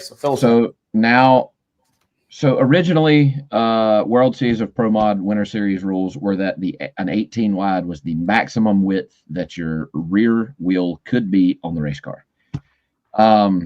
I personally was rolling through tech last year, I don't remember which race, and noticed a couple. And I'm probably not the best, but I'm pretty knowledgeable when it comes to looking at a wheel and tire combination and knowing like that son of a bitch is wide. It's like a roller skate when it has no air in it. It's not 18. Right, and they were, and there were some changes made there at the race, and what we've since figured out is there were changes made, but what was put back on it was still not legal. But anyway, so it's a very competitive vehicle we're talking about here. There was a rule change made recently that they were going to allow up to a 19-inch wide wheel for a 15-pound weight penalty. Immediately, I was like, well, 15 pounds is not enough, especially on Sunday when that racetrack is hot and shitty and that thing's on a twin turbo car. It just doesn't matter. Like that 19 is just going to walk the dog and it's all over with. And Westbuck got beat up about it pretty good. And he and I had a couple conversations, and I was like, look, man, at the end of the day, I think the problem was that there was no good way to measure the wheel when it was on the car or when it was mounted, right? And I told him, I said, listen, there's one way and one way only. This is the only way to measure a fucking wheel. The only way is to dismount it, bolt the beadlock rings back to it, and hand me a tape measure. That's all we need to do. I understand. That's the truth. That's how you measure fuel. I understand people don't want to dismount tires, and like that could be an issue if it was tight between round and this, that, and the other. But if you're running a wheel and a tire that looks like it's too wide, and there's a chance that it is, and you probably know that, just understand that there is a possibility somebody's going to come and your crew guys are going to have to break the wheel and tire down so that it can be measured. Or we just all read the rule book and say, okay, my wheel can measure 18 inches wide. And if you bolt the fucking beadlock rings to it and you get a tape measure and you put the butt into the tape measure on the inside of the bolt-on ring and measure to the other inside of the bolt-on ring, if it says it's 18 inches or less, you're legal. If it says anything more than that, you're not. Just don't cheat. Just don't cheat. I mean, and they've made it, and there are wheel manufacturers that have made it really hard. Oh, I know. There's ways around it and stuff. It's put, I'll be honest, I feel for Wes and them for even having to do this, right? When it should all just be everybody shows up on an 18. Now Wes is having to spend money and have measurement tools made and like all this stuff when it should just be, just honor the freaking rules, show up and race like a real man and just race what is legal. I don't understand why that's so hard. But apparently it is. And there's been this double rule change. Wes has just been beat up about it. And in my opinion, and Wes and I talked about it, I said, I know it was tough, dude, and I hate it. Like I do, because Wes takes a lot of heat from all different angles about all different things when it comes to this series. They do a fantastic job. It's one of the best shows I've ever been a part of. And it is super prestigious, and I hope it lasts forever. And this, I give all the credit to Wes and his team. It's unbelievable what they've done, and I'm so excited for the winter. But I just don't understand why it's so hard. That you have to it comes to this, that we're having to do all this crazy shit to just run an 18. At the end of the day, these guys have been trying to figure out a way to penalize the turbo car. It's clearly the front runner. It's a pretty easy way. Don't change the rules to benefit them. Right. Yeah. What would happen if like a non-turbo car qualified number one? I'd probably ask you. I split them 2 years ago. They'd probably ask you to break your wheels and tires down. They'd be like, "Hey." But I told Wes, I said, I know it sucks, and people are going to talk shit about a rule change and then a rule change back on a rule change, but the 18 wide, and there are reasons for that, right? Like, well, why does it matter? Well, it matters because the 5-star body new models Camaros cannot hold anything wider than an 18. They can't. And an 18 rubs pretty good. You cannot run, the wheel cannot have any more than 6 inches of backspace and be double bead locked due to the shape of the barrel and how you mount a tire. So for them to run a 6-inch backspace wheel where you're in the 4-link brackets or the tire's rubbing the wheelie bar, and if you go 5-inch backspace, the quarter panel comes off. Right. So, and honestly, and we can do it at MacFab. So you 5-star bodied guys that say, well, I can't buy a 5.5-inch backspace 18 wide. Absolutely. You can call me. We can get you some tomorrow. I've got everything in stock. It was a bit of a tough subject for a day or two, but I have 20 sets worth of stuff to build 19s. But fortunately for us, the way we do things, I can make all those 15 by 18s with 5.5-inch backspace if they're needed. And I have all the stuff to build 18s. I've got plenty of centers, all different colors. If you need 18 wides for the Winter Series, call us at MacFab. Got it. I'm a very black and white guy when it comes to performance enhancing rules. And I've always said this. If you catch somebody cheating, they're out of the event. You catch somebody cheating like this, you're out of the series. And if you'll do that, this stuff won't happen. If I know that, hey, if I roll up my motor's 5 cubic inches too big, they're never going to catch it. But if I roll up in 5 cubic inches and they bore and stroke me and I can't race any race in a Winter Series and I'm out, I'm not rolling up there 5 too big. Yeah. Same way with NHRA. You get caught cheating, you should be out for the year.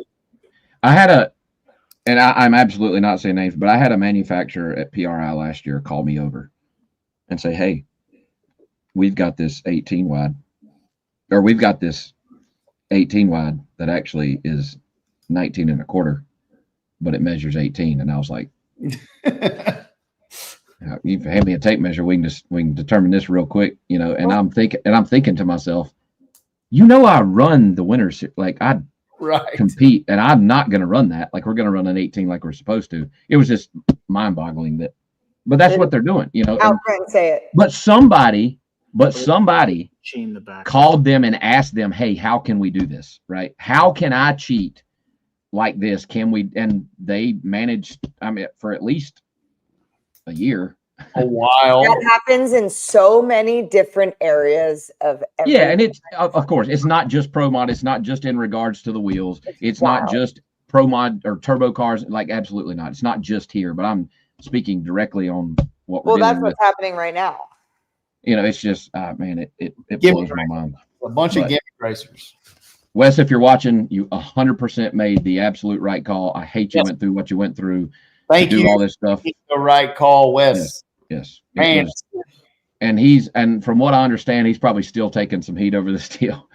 But it's the right thing to do to make it fair for, and I've heard that there were some people that say, well, then they just don't need to run 5-star Camaros. Well, who wants to come watch a bunch of all of 64, 69 Camaro? I know Spencer's got one. I drive one, but nobody wants to come watch 64, 69 Camaros race, right? We need some new models and some Mustangs, and we need all these different things. That's what makes Promod awesome is body. But a wide-hipped 69 Camaro is really the only thing or that I know of right off the top that could absolutely hold something wider than an 18.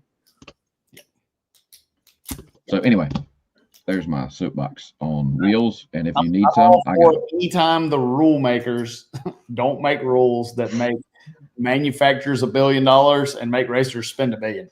Yep. And it was. And Wes did the right thing. I'm proud of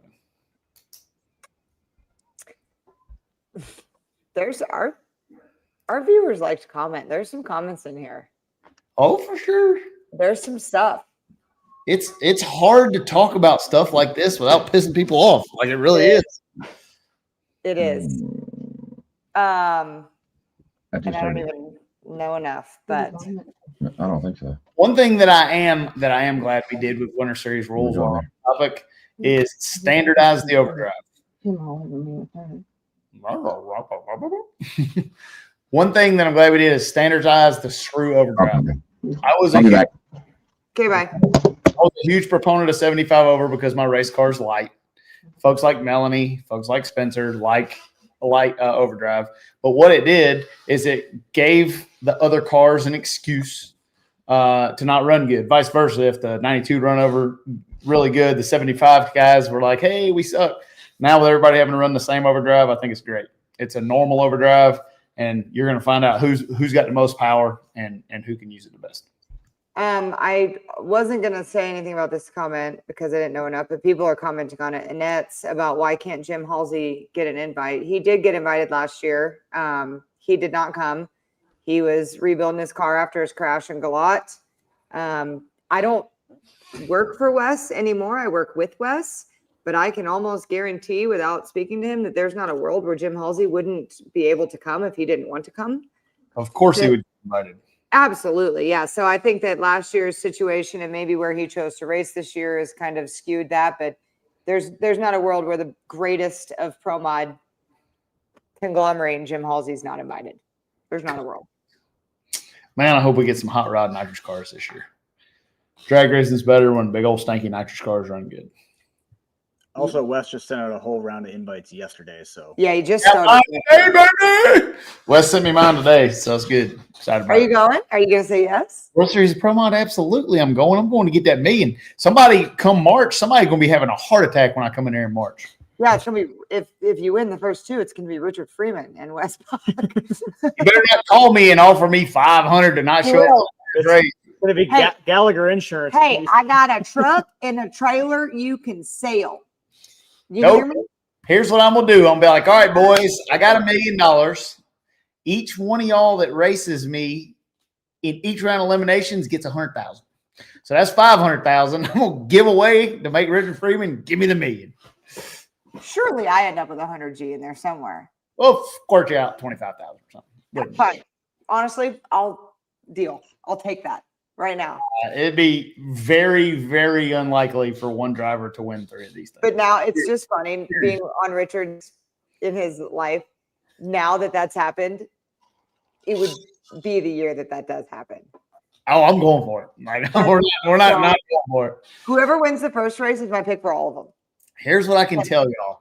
If y'all think that new KTR 49 SF1 runs really good at 60 over, you ought to see what it makes on 92. It's going to be fun. It's going to be fun. Now, Stevie, is that the 4.8 or the 4.9 set?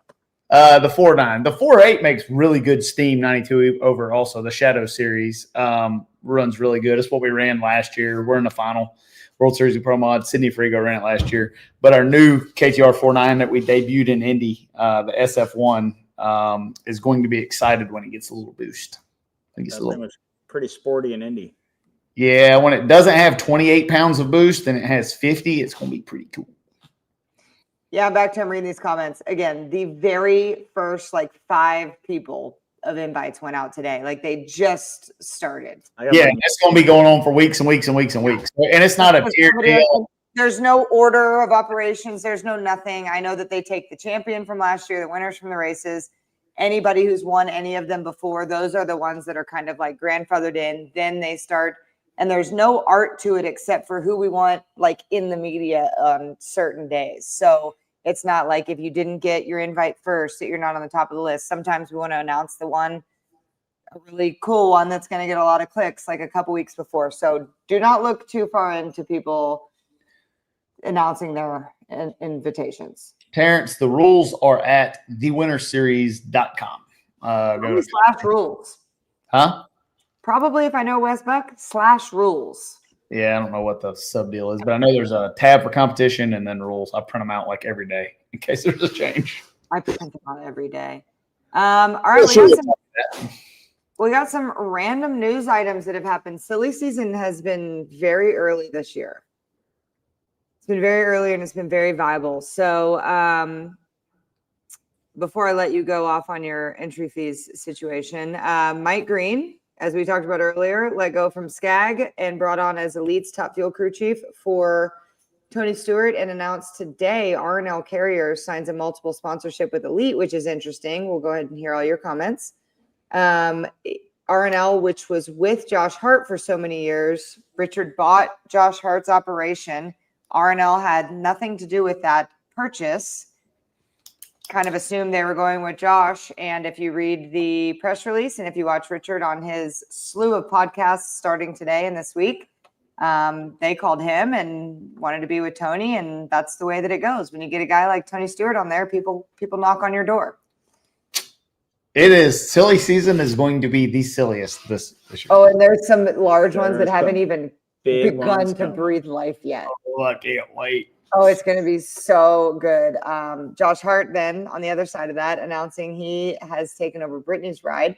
Saw a lot of comments in there. People not being very nice and people saying like, oh, he must have been so cheap, blah, blah, blah. Let me tell you how this works, people. JFR is not paying Josh Hart to come play for them. This is not the NFL. That's not the way that it works. There were people that were up for the situation, and the people and the partnerships and the dollar amounts all had to do with who John Force Racing picked to be the one to pay for that ride. Right. That Otherwise, they'd be calling me and Lyle and Spencer. Exactly. I could go drive for JFR tomorrow. This isn't 1997. Nobody is getting a call saying we're going to pay you $100,000 to race our race car. That's not how it works. It's not a secret. That's not talking shit. That's not how it works. You bring a check, you bring a team, you bring a situation. Jack Beckman did. That was a very weird situation. One out of 700 situations. Channeled from Terry Chandler. Also, he was the perfect guy for John. But yes, good point. So yes, for those people thinking that he was chosen because of what, you're insane. It's not the way it works. He brought a situation to John Force Racing that was viable and a good partnership with the people, and it worked. So good for Josh. He's going to get a fast freaking race car. It's going to be good. It's going to be great. So what's your opinion on that, CE? Capco? Yeah. Steve's made it very clear. He all but cussed out two top-end reporters of them saying that, and he said, this is not the last time you will see us or me. It's just, I can't win the championship. I want to spend Halloween with my girls. I want to do this. They're at an age where they're remembering things. They've got a lot of stuff going on at the business, and they made it very clear at the beginning of the season that they were running a limited schedule, not chasing the championship. And this is just where they chose to end their season, which was their hometown race. I don't think there's much to it. Molly, let's tackle this comment. Did I get my airplane back in the air? It's funny that you ask. So for those of you who have been watching the Shake and Bake show for a while, you'll understand that the Honky Rocket, what I call my airplane, had a small fuel leak. After I would fly it, I would come into my hangar the next day, and there would be some fuel on the floor. Well, I decided I was going to fix it. It's experimental. So I took the whole thing apart and worked on it for like a solid month trying to find this leak. Could not find the fuel leak. So I finally took it to a place to get it worked on. And Molly, I think we can show the current state of the rocket as it sits today. It's not good. Oh, boy. Where the wing goes. So the wing's supposed to go in there, and it's not on there. The bottom of the plane where you see all that wood, that's there used to be airplane there. Scroll on to the next one. Yeah. That's not how that's supposed to look, bro. Yeah, it's not how it's supposed to look. We had to do a few modifications. Go ahead, Molly. Click on through there, or that might be. Maybe that's all you gave her. Yeah, hold on. I'll figure out how to do it. There we go. Okay, so this is the new KTR improved belly tank. That is the new baggage tank. So what we're going to try to do is ram a little extra fuel in the engine. When you do that, you're going to need some more capacity. Let me scroll back to that. So what we did is we made a longer belly tank in order to go further down the fuselage that holds a little bit more gas. And we're going to mold that bad boy in there. That's its finished project. That's going to go under the bottom of the airplane where you saw that massive hole. This is the baggage tank that we're making. That we're going to use to feed that belly tank because it's going to need a little more gas when we start getting ready to roll. Where is the picture of the thing without the wings on it? Where are your wing spars? So the wing spar is actually right there. That's the rear spar. If you can see where my mouse is clicking. We can. Okay. You see the can plug to the very front left? Yep. That's the open hole. That's the spar that goes through there. So the wing's actually keyed and goes all the way through there and bolts. And then it keys in the back also. There's actually some more of them. I just don't know if we got them. Oh, yeah, we got them loaded. Okay, there. This is a hole that I sawed in the bottom of the airplane. That little crack right there, that was the fuel leak. So after I sawed a hole in the bottom of the airplane, we actually found that. There's a picture of the thing somewhere sitting with no wings on it. It's pretty good. But that's the source of the leak. So we cut it out. We fixed all of that. We fabricated a new belly tank. It's going in with a baggage tank. And then I got to put the wings back on it and stuff. And then after we get the wings back on it, we will find somebody besides me to fly it. Yeah, that's it right now. Oh my God, Stevie. So in that. Lyle, I was just about to say, Lyle, you flew in that. So Molly. when I get the wings back on it, who wants to go flying? Like, I'll go with it. who wants to go flying? Stevie, I think about you often. Every time. I now know when it's happening just by how intent he is on his phone. I'm like, what are you learning over there about airplanes? You think? There's no drug like aviation. There is. It's worse than his obsession with race cars. There's no drug. Before I went to Dallas, I stopped in at Van Bortle. Down in Oh, dude, they got the best TTX 400. Oh my God. I sat in 3 of them. I didn't want to leave. 224 knot airplane. Pretty good hot rod. The G1000 avionics suite. 2000 actually. Some of them had a 2000. Yeah. The old legacy ones, the very first ones had the G1000. Columbia's 1000. I just like CJ4. Yeah, well, I can't afford to fly that all the time. I always want a CJ4. I want to. That's the only one I know. That's the only one I want to fly in. The 3 is fine, but I like the 4. Jesus Christ. Can you imagine, Lyle? Can you imagine? When you flew over my house, I'd be shooting it with a paintball gun.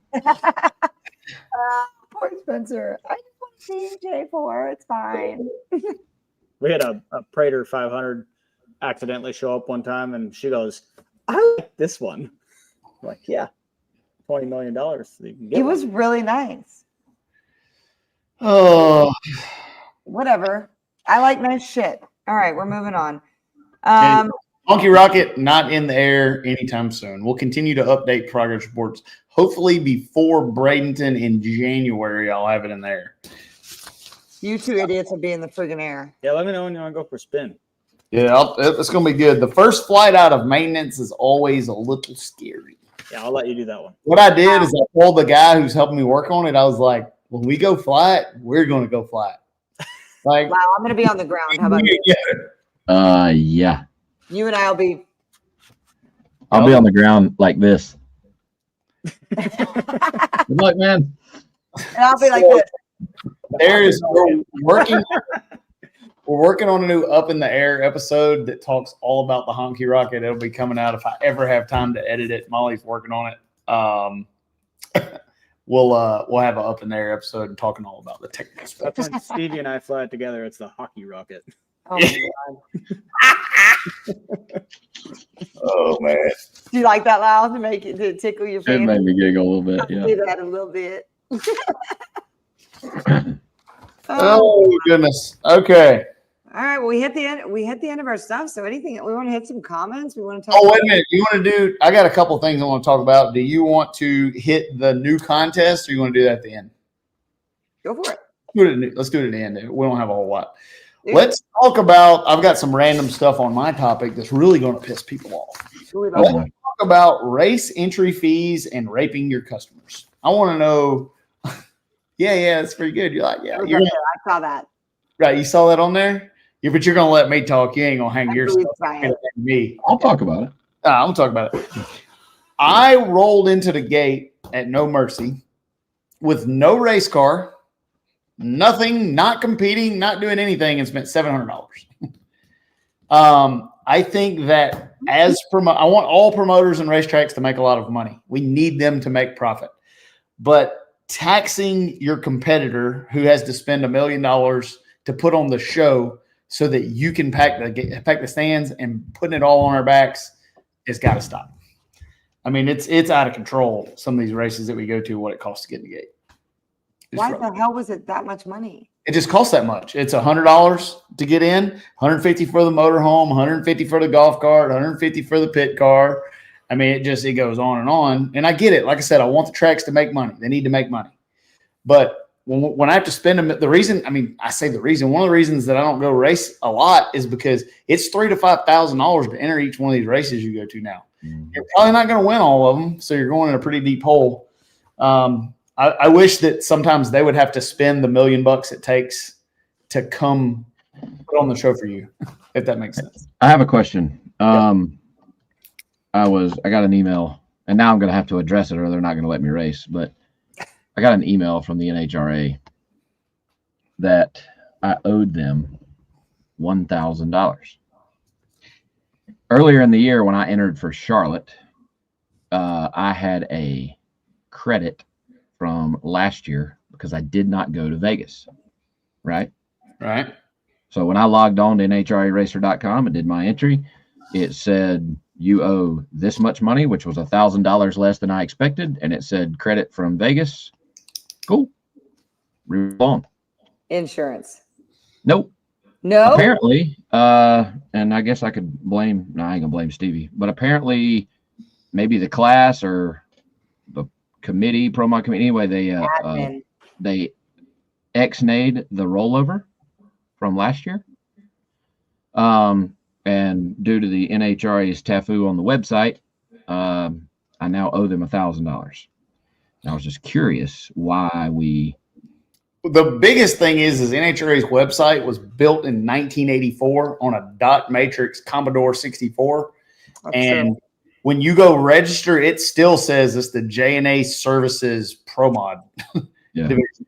So it still says Mellow Yellow Drag Racing up at the top. It does. So like this is just NHRA not doing their job. And it's we complain about it all the time. And I should know this better, but I'm going to paraphrase what I believe that to be, because we had some other competitors email about the same thing this week.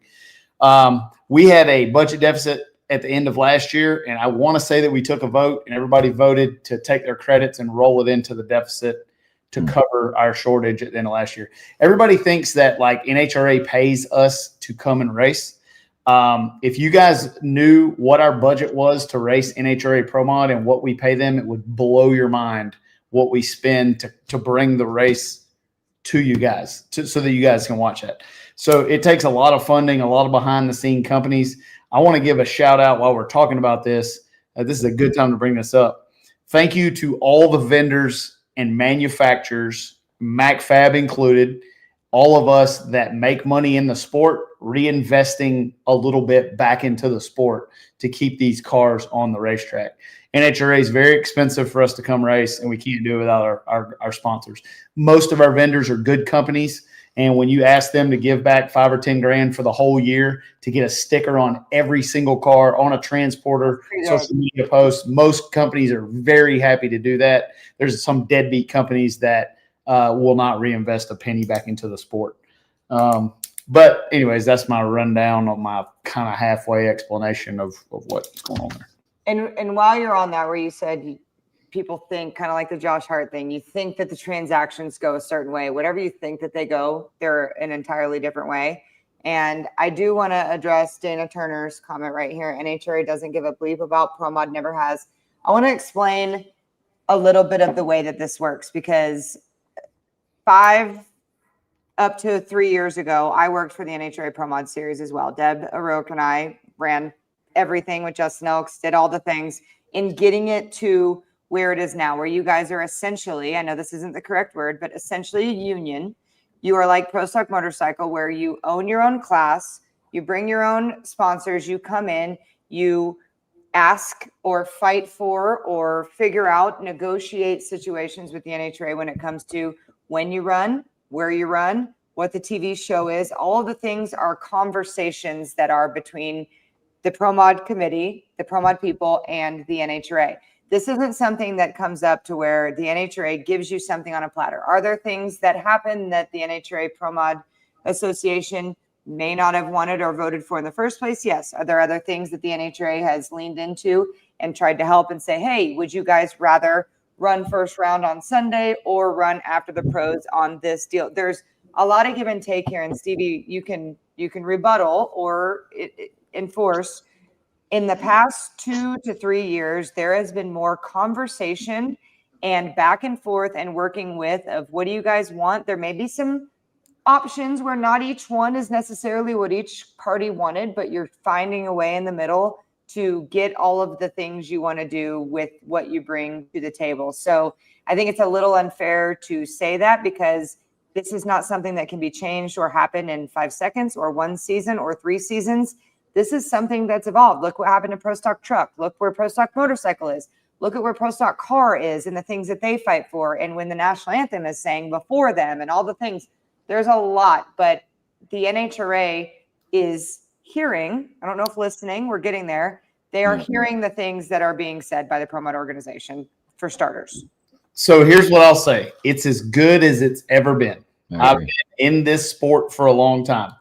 We have a voice. We've got a group of us that financially are involved and our business depends on our sport doing good. And we devote a tremendous amount of time and energy. I have a board meeting on Thursday about this.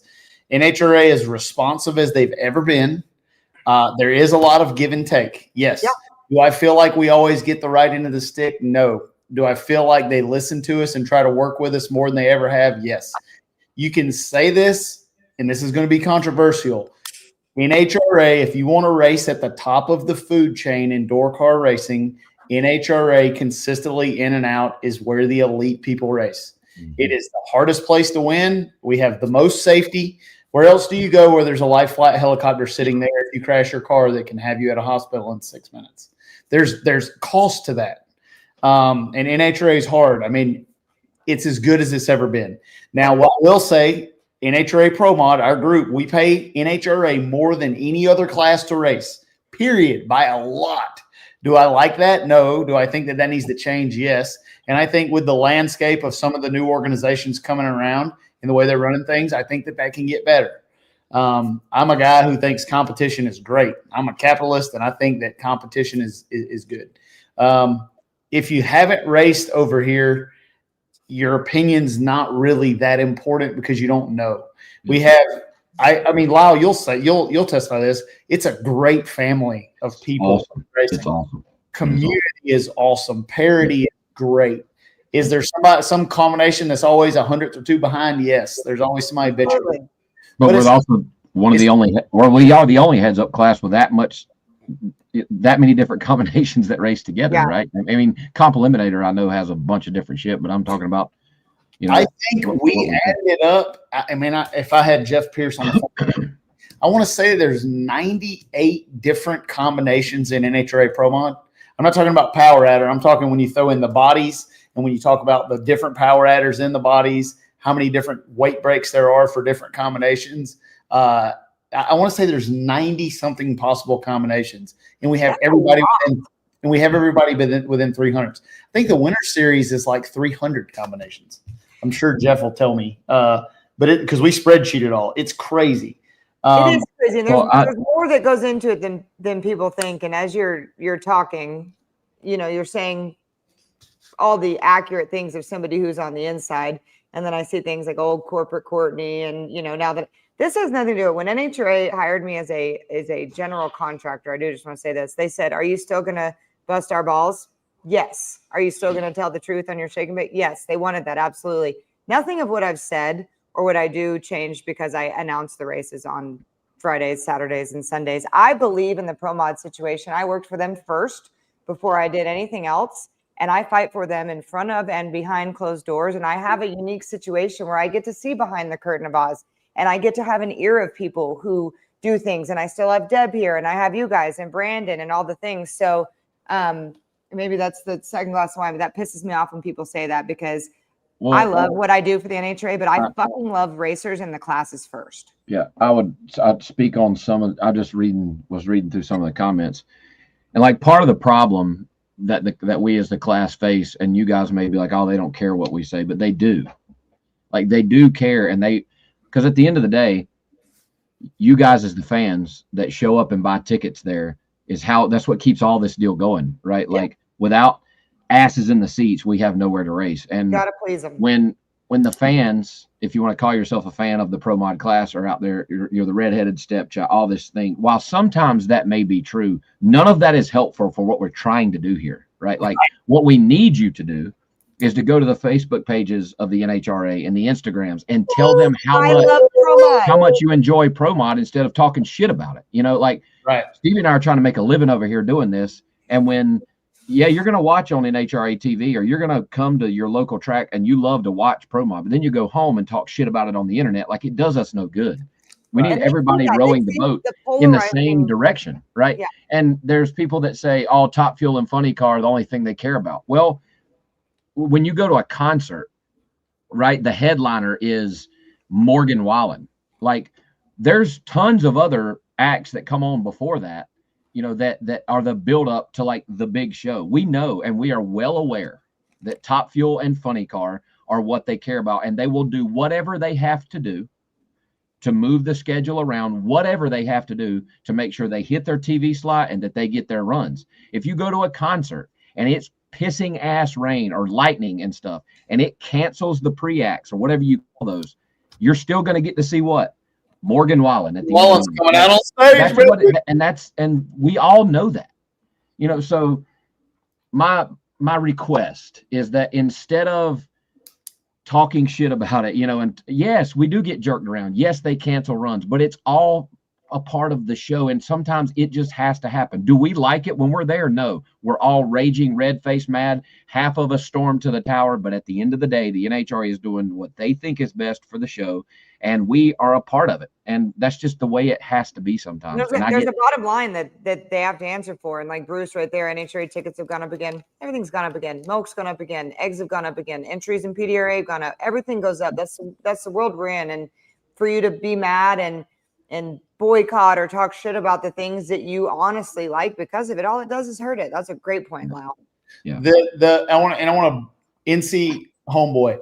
You need to, all you guys that want to see NHRA as part of the Mission Food Series, and you want to see us on TV with the pros, and you want Pro Mod to be a pro class, you have to go to NHRA and tell them. We all know. This is what I can guarantee you and promise you.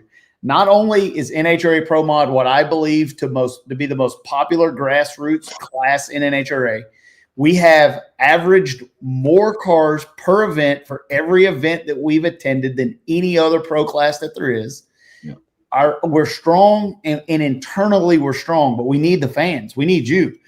We know we have an awesome show. Like we know it's some of the best racing in the world. You got to go voice your concerns to NHRA in a constructive manner. Don't tell them they're a bunch of idiots because they don't care. They'll just delete that. They don't even read it. Go there. Go to their social media, go to their webpage, send it to their emails. Hey, we love Pro Mod. We want Pro Mod. We want to see Pro Mod. And you guys are doing a great job, but we want to see more Pro Mod, you know. And I see people talking about the TV coverage sucks. And like something you have to think about is it takes all fucking day, right?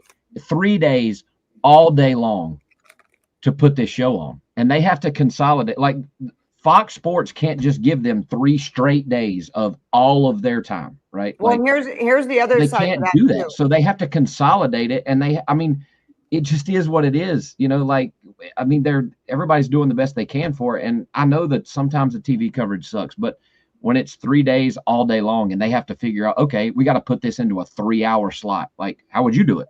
Here's 2 pieces of information for that. Again, we can either talk shit about or use my behind the curtain of Oz deal as a way to see it in a different way.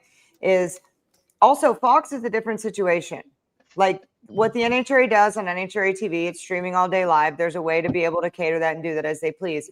There's a lot of other people, things, dollars, commercials, all the things that go into this Fox show that has a voice. And what the voice has shown is that people care about what they are showing. the other side of that is you voice your opinions and show that you want other things done. But also, the NHRA Promod series has its own show, and there is a perk to that. And Octagon, NHRA signed on with Octagon, which is a multimedia company that helps come in. It rips apart your TV show. We've been in meetings with drivers, PR reps, TV personality. Here's what you're doing wrong. Here's what you're doing right. To all of it. Here's what we should be comparing it to other sports. And here's what we need to get our product to be able to go into our next negotiation year and be worth more and be able to have more of a voice and be able to produce more of our own shit. But then also there are teams and not teams, there are classes like Promod where they could get in. If Promod was a pro category, people say they want this. If Promod's a pro category, they fall back to behind Pro Stock and probably in front of Pro Stock Motorcycle.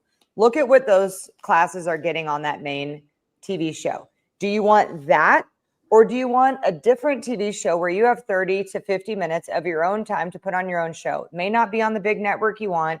It may not get the eyeballs it has yet, but you get to be able to put your content out there in a manner of which you want to put it out. Or do you want 3 seconds per class where they go through it? So I think that these are choices that are made and voted on in all of those decisions that are made. And what people that aren't involved don't understand is that people that are involved in the class are the ones that get to help make those decisions. And I want to touch in a little bit because it seems like we do this a lot with the comment I got right here. This is not a winter series versus NHRA or a NHRA versus PDRA or Midwest or Yellow Bullet thing. These are completely different entities, completely different markets. These cars do not interchange. We need the West Buck Winter Series and Victor's races because it enhances our coverage. Our racers all have outlaw cars now and come support that. It's not a this or that. It's a village, and it takes a village. I hear this all the time. If you had 10 quarter-mile Winter Series races, you wouldn't have 84 Pro Mods. I promise you.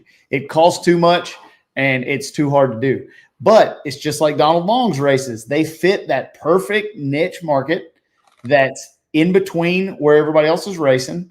And I love it. It's great. We attend all of them. All of our customers race there. We're fielding a tremendous amount of cars there, but it's not a them or us.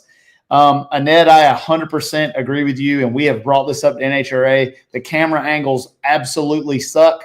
Go on there and tell them we are screaming at them that just the on-the-ground camera from the top end does not show the awesomest thing about a Pro Mod car is they're hard to drive and they're all over the track. That one camera angle doesn't do it justice, and we're working on it. I agree with you there. And those are the things, too, that I talk shit loudly about, even when it came to Pro Stock. If you put a in-car camera in every Pro Stock car, people would think they're as interesting as a Nitro car because that's where the work is done. But right. You got to deal with things if these are the same camera guys that are out there all day long for all of these pro categories. There are literal laws in place of, they got to eat, they got to shit, they got to move around. And unfortunately, sometimes in the schedule, the sportsman guy or whoever's not a part of that main Fox show, those guys go on break for it. Is it right? No. Is it what has to be done? Absolutely. Could there be more people brought in, different cameramen? Yes. That's more money. It's a trickle effect of all the things of why we need to stay positive, voice what you love about it, and continue to let them be able to put their resources in the areas that matter. Yep, 100%. And I agree. I think NHRA competition is an elephant in the room. It's going to make NHRA better. If they're going to compete and go head to head, we're going to have to do things different. I think competition is good. It's a good thing. When we talk about, everybody tries to compete Pro Mod against Nitro. Top Fuel and Funny Car will always be the show of NHRA because when you take that carnival, our carnival, to a town, there is no drawing ticket. If you've never sat beside a Nitro car when it goes down the track, there is no comparison in the world. The sensory overload you get from that, you just can't reproduce that with anybody else. That doesn't mean that the Pro Mod racing is not better. Most Pro Mod fans, hardcore Pro Mod fans, like watching Pro Mods more than Nitro cars. But again, it's just like the Winter Series. You got to have both. You got to have it all. If you only had Pro Mod cars in NHRA, the series wouldn't make it. It wouldn't survive. There's not enough of us that can afford to do it. But that's what makes it cool and what makes it niche and unique. And being able to see it on a different level, because Flow doesn't have a TV program where we're limited on time. You're able to show the whole thing. So if it was too much on one side or the other without the other, each of them wouldn't be cool. Yeah, I concur. I like this topic a lot. Me too, because it's something that we work so hard behind the scenes. Like when you guys see 25 Promod cars show up this in Vegas next week, in Las Vegas, 3,000 miles from where Promods are born and live on the East Coast, you're going to have 18 or 19 cars. I wish you guys knew the amount of work that it takes to make that happen. And I remember a meeting. I think it was Topeka or something. I don't remember. It was years ago. I think it might have been the year that Lyle tapped the wall a little bit. But there was a conversation. This is when I worked for NHRA Promod. For y'all, not NHRA. Of the car count was low. What are we going to do? And I remember you getting up in the meeting and kind of voicing, but like that was a moment of time of, is this going to roll this way or is it going to roll that way? And if all of you could know what the real situation and the scare was in that meeting, in that moment right there of, do we even have a future, to what it is now, it is unbelievable. And so many people are to thank for that. There was a time 4 years ago, 5 years ago, I didn't think this deal was going to fly. I thought it was over. That day in Topeka, I swear, I remember it core memory, because I'm like, this is where it all. It takes a lot. And it's not just me, believe me. There is a lot of people that make this happen, from the competitors that come race to the people behind the scenes to work to the folks of us that put up a lot of our own personal money to make it fly. There's a lot. That was a vote that was had, and it started with you and Justin Boughton. There was like, okay, we got to do it, and y'all did it, and here we are. It's awesome. It's awesome. Does it cost more? I would say that it depends on what you want to do. If you're talking about upfront running cars, I would say that it's close. I would think leasing a pro stock car that runs up front is a little bit more, but they're closer than what you would think. Yeah, it is closer than what you think. To really, really run up front at NHRA Promod, you're going to spend $750,000, and you're going to spend probably $1 million to run up front with pro stock. And that's just guessing, but I would imagine that's quite low. Is it? It shouldn't be. The things burn 2 gallons of gas a run. Should be cheaper. It shouldn't, but you also have to consider 10 races, 20 races, crew members. Right. And that's the thing. Cost per race, I bet it's very similar. Yeah, cost per race, it's similar. But the labor side of racing is why racing is so expensive. Yes, we eat a lot of parts, but the labor side, you can't get around it. And the faster the car goes, the more labor you got to have. So that's a big cost. 2/3 of our budget's labor. Did Lyle die? Yeah, I think he fell out. We started talking about cheese and stuff. Fell out. He did. Okay. I like that, though. Those are conversations on here, talk about my new contest. Okay, go ahead. Okay, let's talk about. Well, I really want when we talk about Jimmy Taylor breaking the 8th mile record. Oh, I guess we can drop some merch. Molly, do we have anything new for sale at kilotimeracing.net? Is there anything out there that people may not have today? Oh, we got new KTR tire covers in stock. Look at that thing. If you want to go to the staging lanes and not only look fast but look cool, you got to be careful. You have to beat the women off of you if they see you with that on your car, stuff like that. We got new tire covers, all kind of merch on kilotimeracing.net, from electrical fittings, air fittings, tools, parts, accessories. We got it. Brad Furman, good question, and I'm glad you reminded me. In Dallas, Lyle was supposed to dress as Poison Ivy in Vegas for Tony Stewart, and I think he might have forgot. We have talked about Promod. If you were to pick 2 things that would be a bad idea to do in Las Vegas and put them together, what do you think they'd be? While we're not dressing as Poison Ivy. Promod racers in a Halloween costume contest are happening in Las Vegas. So really? All of our Promod teams are having a contest for Halloween, and it's getting competitive in the back channels right now. That's wonderful. It's very, very competitive underlying. My team has selected a direction that we're going to go, and we'll see if we pick the right direction when it's time to get judged. Oh, that's awesome. I hope I'm up in the booth for that shit. It's going to be good. Because I'm going to be brutally freaking honest. We're going to work on KTR banners soon. We ended up sponsoring PDRA in the Winter Series last year, and they all went there, but we need to get some more. which is awesome, by the way. Love that you did that with the PDRA. There was one more thing. We need to talk about Jimmy Taylor, but I wanted Lyle here because I want his opinion. He's busy. We only have 8 total. There's only 8 sets. Oh, I thought we were going to do, we need to figure it out and just put it out there for Black Friday. Our shirts are Team CE, Team Stevie, Team Lyle. I got mine ready to go. Do I have mine ready to go? Probably not. So let's get on that. We'll figure that out in the next 2 weeks. Do y'all have all shirts done? I mean, I had mine designed the first time we talked about this. It's been waiting. I may have mine designed too. I just might have to work on it. See. So we'll figure that out. We all know I'm going to be the favorite. There's no need for you to even make any shirts. It's ridiculous. If y'all let Courtney sell more of her shirts than me, I'm going on strike. Bullshit. Wait, do you see the caricature that is me? She's got big old titties. I'm winning. You ain't got no boobies. I'm gonna put boobies on me. Big titties. I'm winning. Okay, let's talk about Talk about Taylor, and then because we're already at 9:40. Right, so Jimmy Taylor went 343 at 200, and I believe it was 237. I know when we had this, it was 345 at 234. How fast did it go? 237. Yeah, 43 flat. 43 flat at 237 in the 8th mile. That's getting it, buddy. That's getting it. Getting it. Yeah, pretty impressive. Everybody's like, is that NHRA legal today? I was like, no. They're like, is that Winter Series legal? No. But it's still cool. Congratulations to him. That's fast. And team.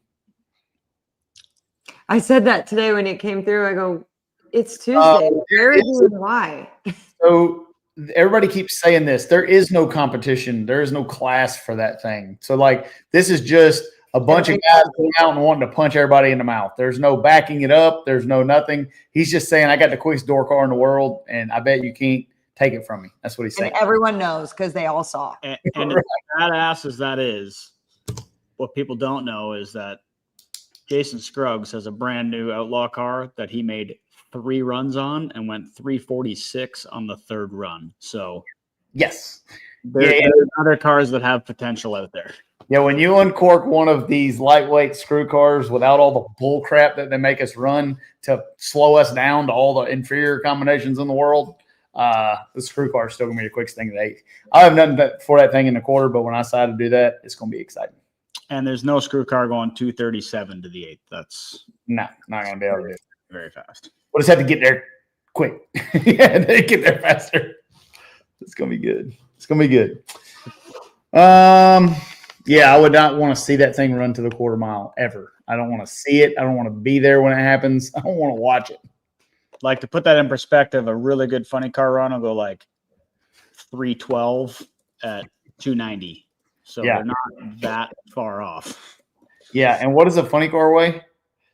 20. Well, you're supposed to weigh 2,600. Ours is heavy. It's 2,700. Yeah. Now, look, while we're on that subject, me and Phil argue about it all the time. I believe that there are classes of vehicles where weight, because everybody says weight's physics, and I agree with that. You'll never see my car run more than 5 pounds over. But there are classes where weight does not hurt as much as it should. And I'll give you an example. Pro Street, you take a car with a crappy 10.5 tire and it's got a lot of power, and you put 100 pounds on it, it's not slowing it down a tenth. It's going to slow it down about 300 or 400. Right. I see some of the funny cars. I know Phil's car's much overweight.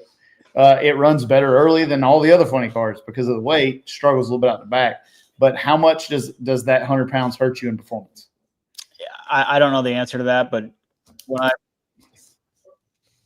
Sorry, go ahead. Did you cut me off? No, you're good. Keep going. Oh, I said I don't know the answer to that, but Jim doesn't seem to care about the extra 100 pounds. So he because I told him, I'm like, hey, if we get 100 pounds out of this car, we could probably turn that 386 into like a 383. And he goes, no, it don't matter. That was funny, but I was laughing at the comment. Okay. I feel like Spencer's dad watching the kids over mom's shoulder because mom goes off the rails. She does. That's every day of my life. Phil will never come on the Shake and Bake show. I ask him all the time. I do too. Come on the show. He is not going to do anything live because he doesn't want to say anything that's going to get him thrown out of nitro racing. And I'll tell you a story. This is a true story of why a lot of people won't do this. When me and Phil were grudge racing and we were killing everybody, okay, Phil was a crew chief for Don Schumacher. We go out there and we won a big grudge race for a lot of money. And there were fans of the other car that sent dozens of emails to Don Schumacher trying to get Phil fired from his job for saying some trash on the internet about the guy we beat. So if you wonder why sometimes you can't get people to say what they want to say on the internet, Don't say dumb shit. from douchebags that try to take somebody's livelihood. Don't never mess with a man's livelihood. Ever, ever, ever. Ever. Oh no. If you want some good entertainment from a guy who cannot get fired, you get 2 or 3 Coronas into Jim Head and get him on the show. I would show. love that. Would be some entertainment. I would die. I don't think he'll ever do it, but I would die. I would He love can't get fired. He Can I- cannot get fired. No, but he'd just go off. He He'd signed the fucking front of the check. go off. Anyway, nice of you to join us, Lyle. We were just about to say goodbye. Well, I have both kids awake. One is sick. It's good times. That sounds like it's going to be a fun night. It's a good Oh, thing. and I definitely appreciate your question. It brings up a good topic. Look at that sweet little boy. Oh my goodness. Oh, yeah. He's sweet when he's sweeping, huh? I do need to thank Mike Ayers for my Yingling sign between my pool sticks right there. Oh, Did you forget which side was which? Yeah. Well, it's backwards. He's from the Good Guys Rodders rep in Bedford, Virginia. Sent me that sign. Mike, I appreciate it. Well. okay. Let's do my contest. I'm so excited about my contest. All right. And then we're done. Okay, so this starts tonight when the show ends and goes through the next show that is in 2 weeks. Here's what we're gonna do. First, I got to give you all some backstory. I'll put this up, Molly, if I can find it. Let me see. While he's looking, Lyle, you got your poison ivy costume ready? Yeah, are you gonna poison ivy it? Damn. Okay, so I come home from a race and walked into my daughter's room, and this is what I see on her wall. There is posters of rock stars and Taylor Swift and all this stuff. And I'm like, I'm more famous than Taylor Swift. Like, she could have me on her wall, which is not true. But for daddy, you got to have it. So I had 2 posters made. Okay. Here's our giveaway.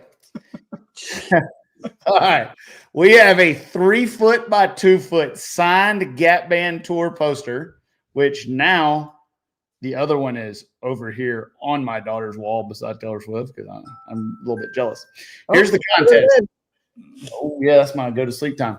All right. You've got 2 weeks. Send us your best 30-second video impersonation of any celebrity that you want, any rock star, any person that you think is famous, whatever you want to do. We need a 30-second. I mean, it can be Metallica playing a guitar, whatever you want. Oh, I'm no. the winner, and you're going to get a signed 1-of-1 Gap Band World Tour poster. All right. Here's the catch. We're going to show it on the Shake and Bake show.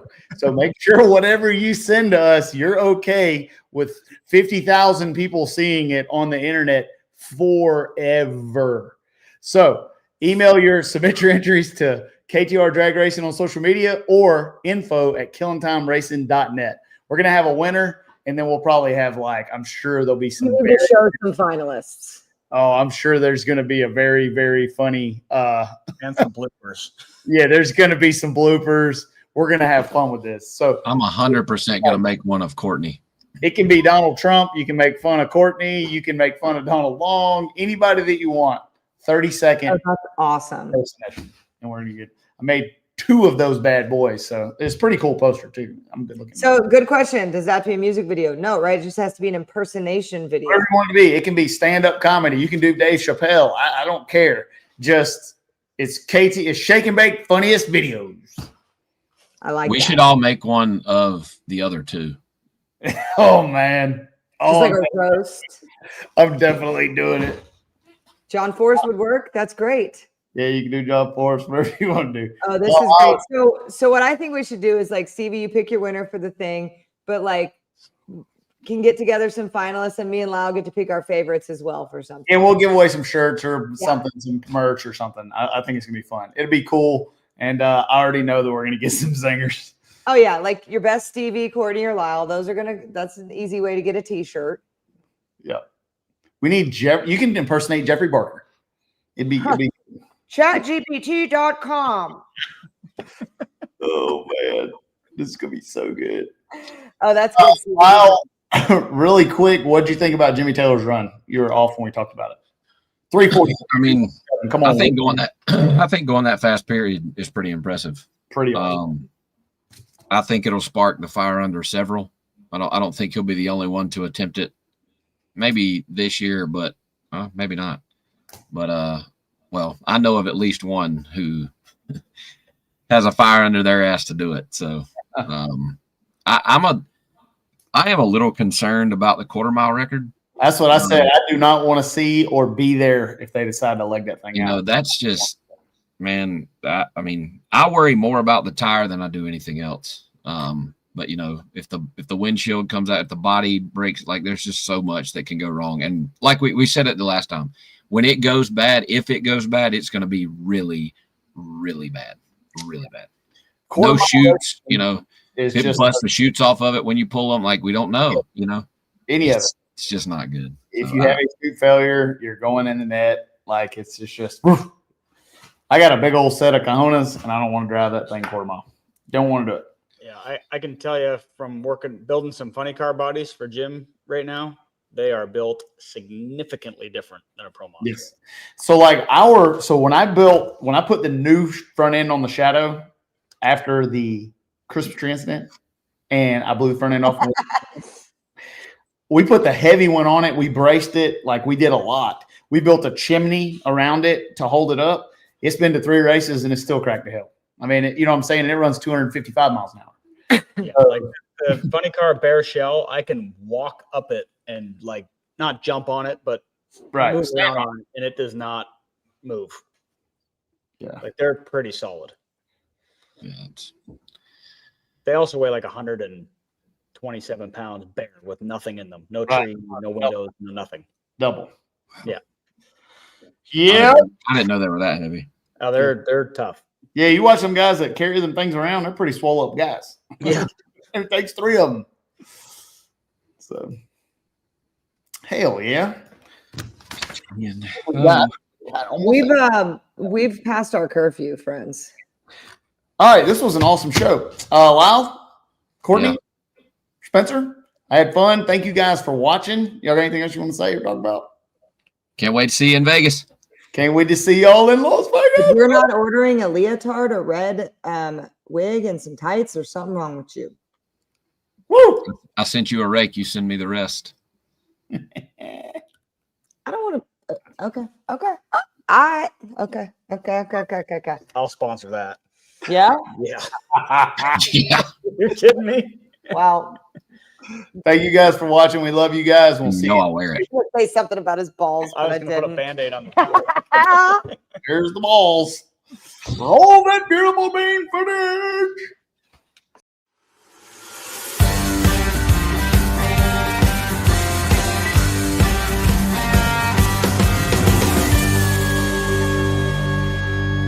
Shake it back! Does that feel good? Yeah.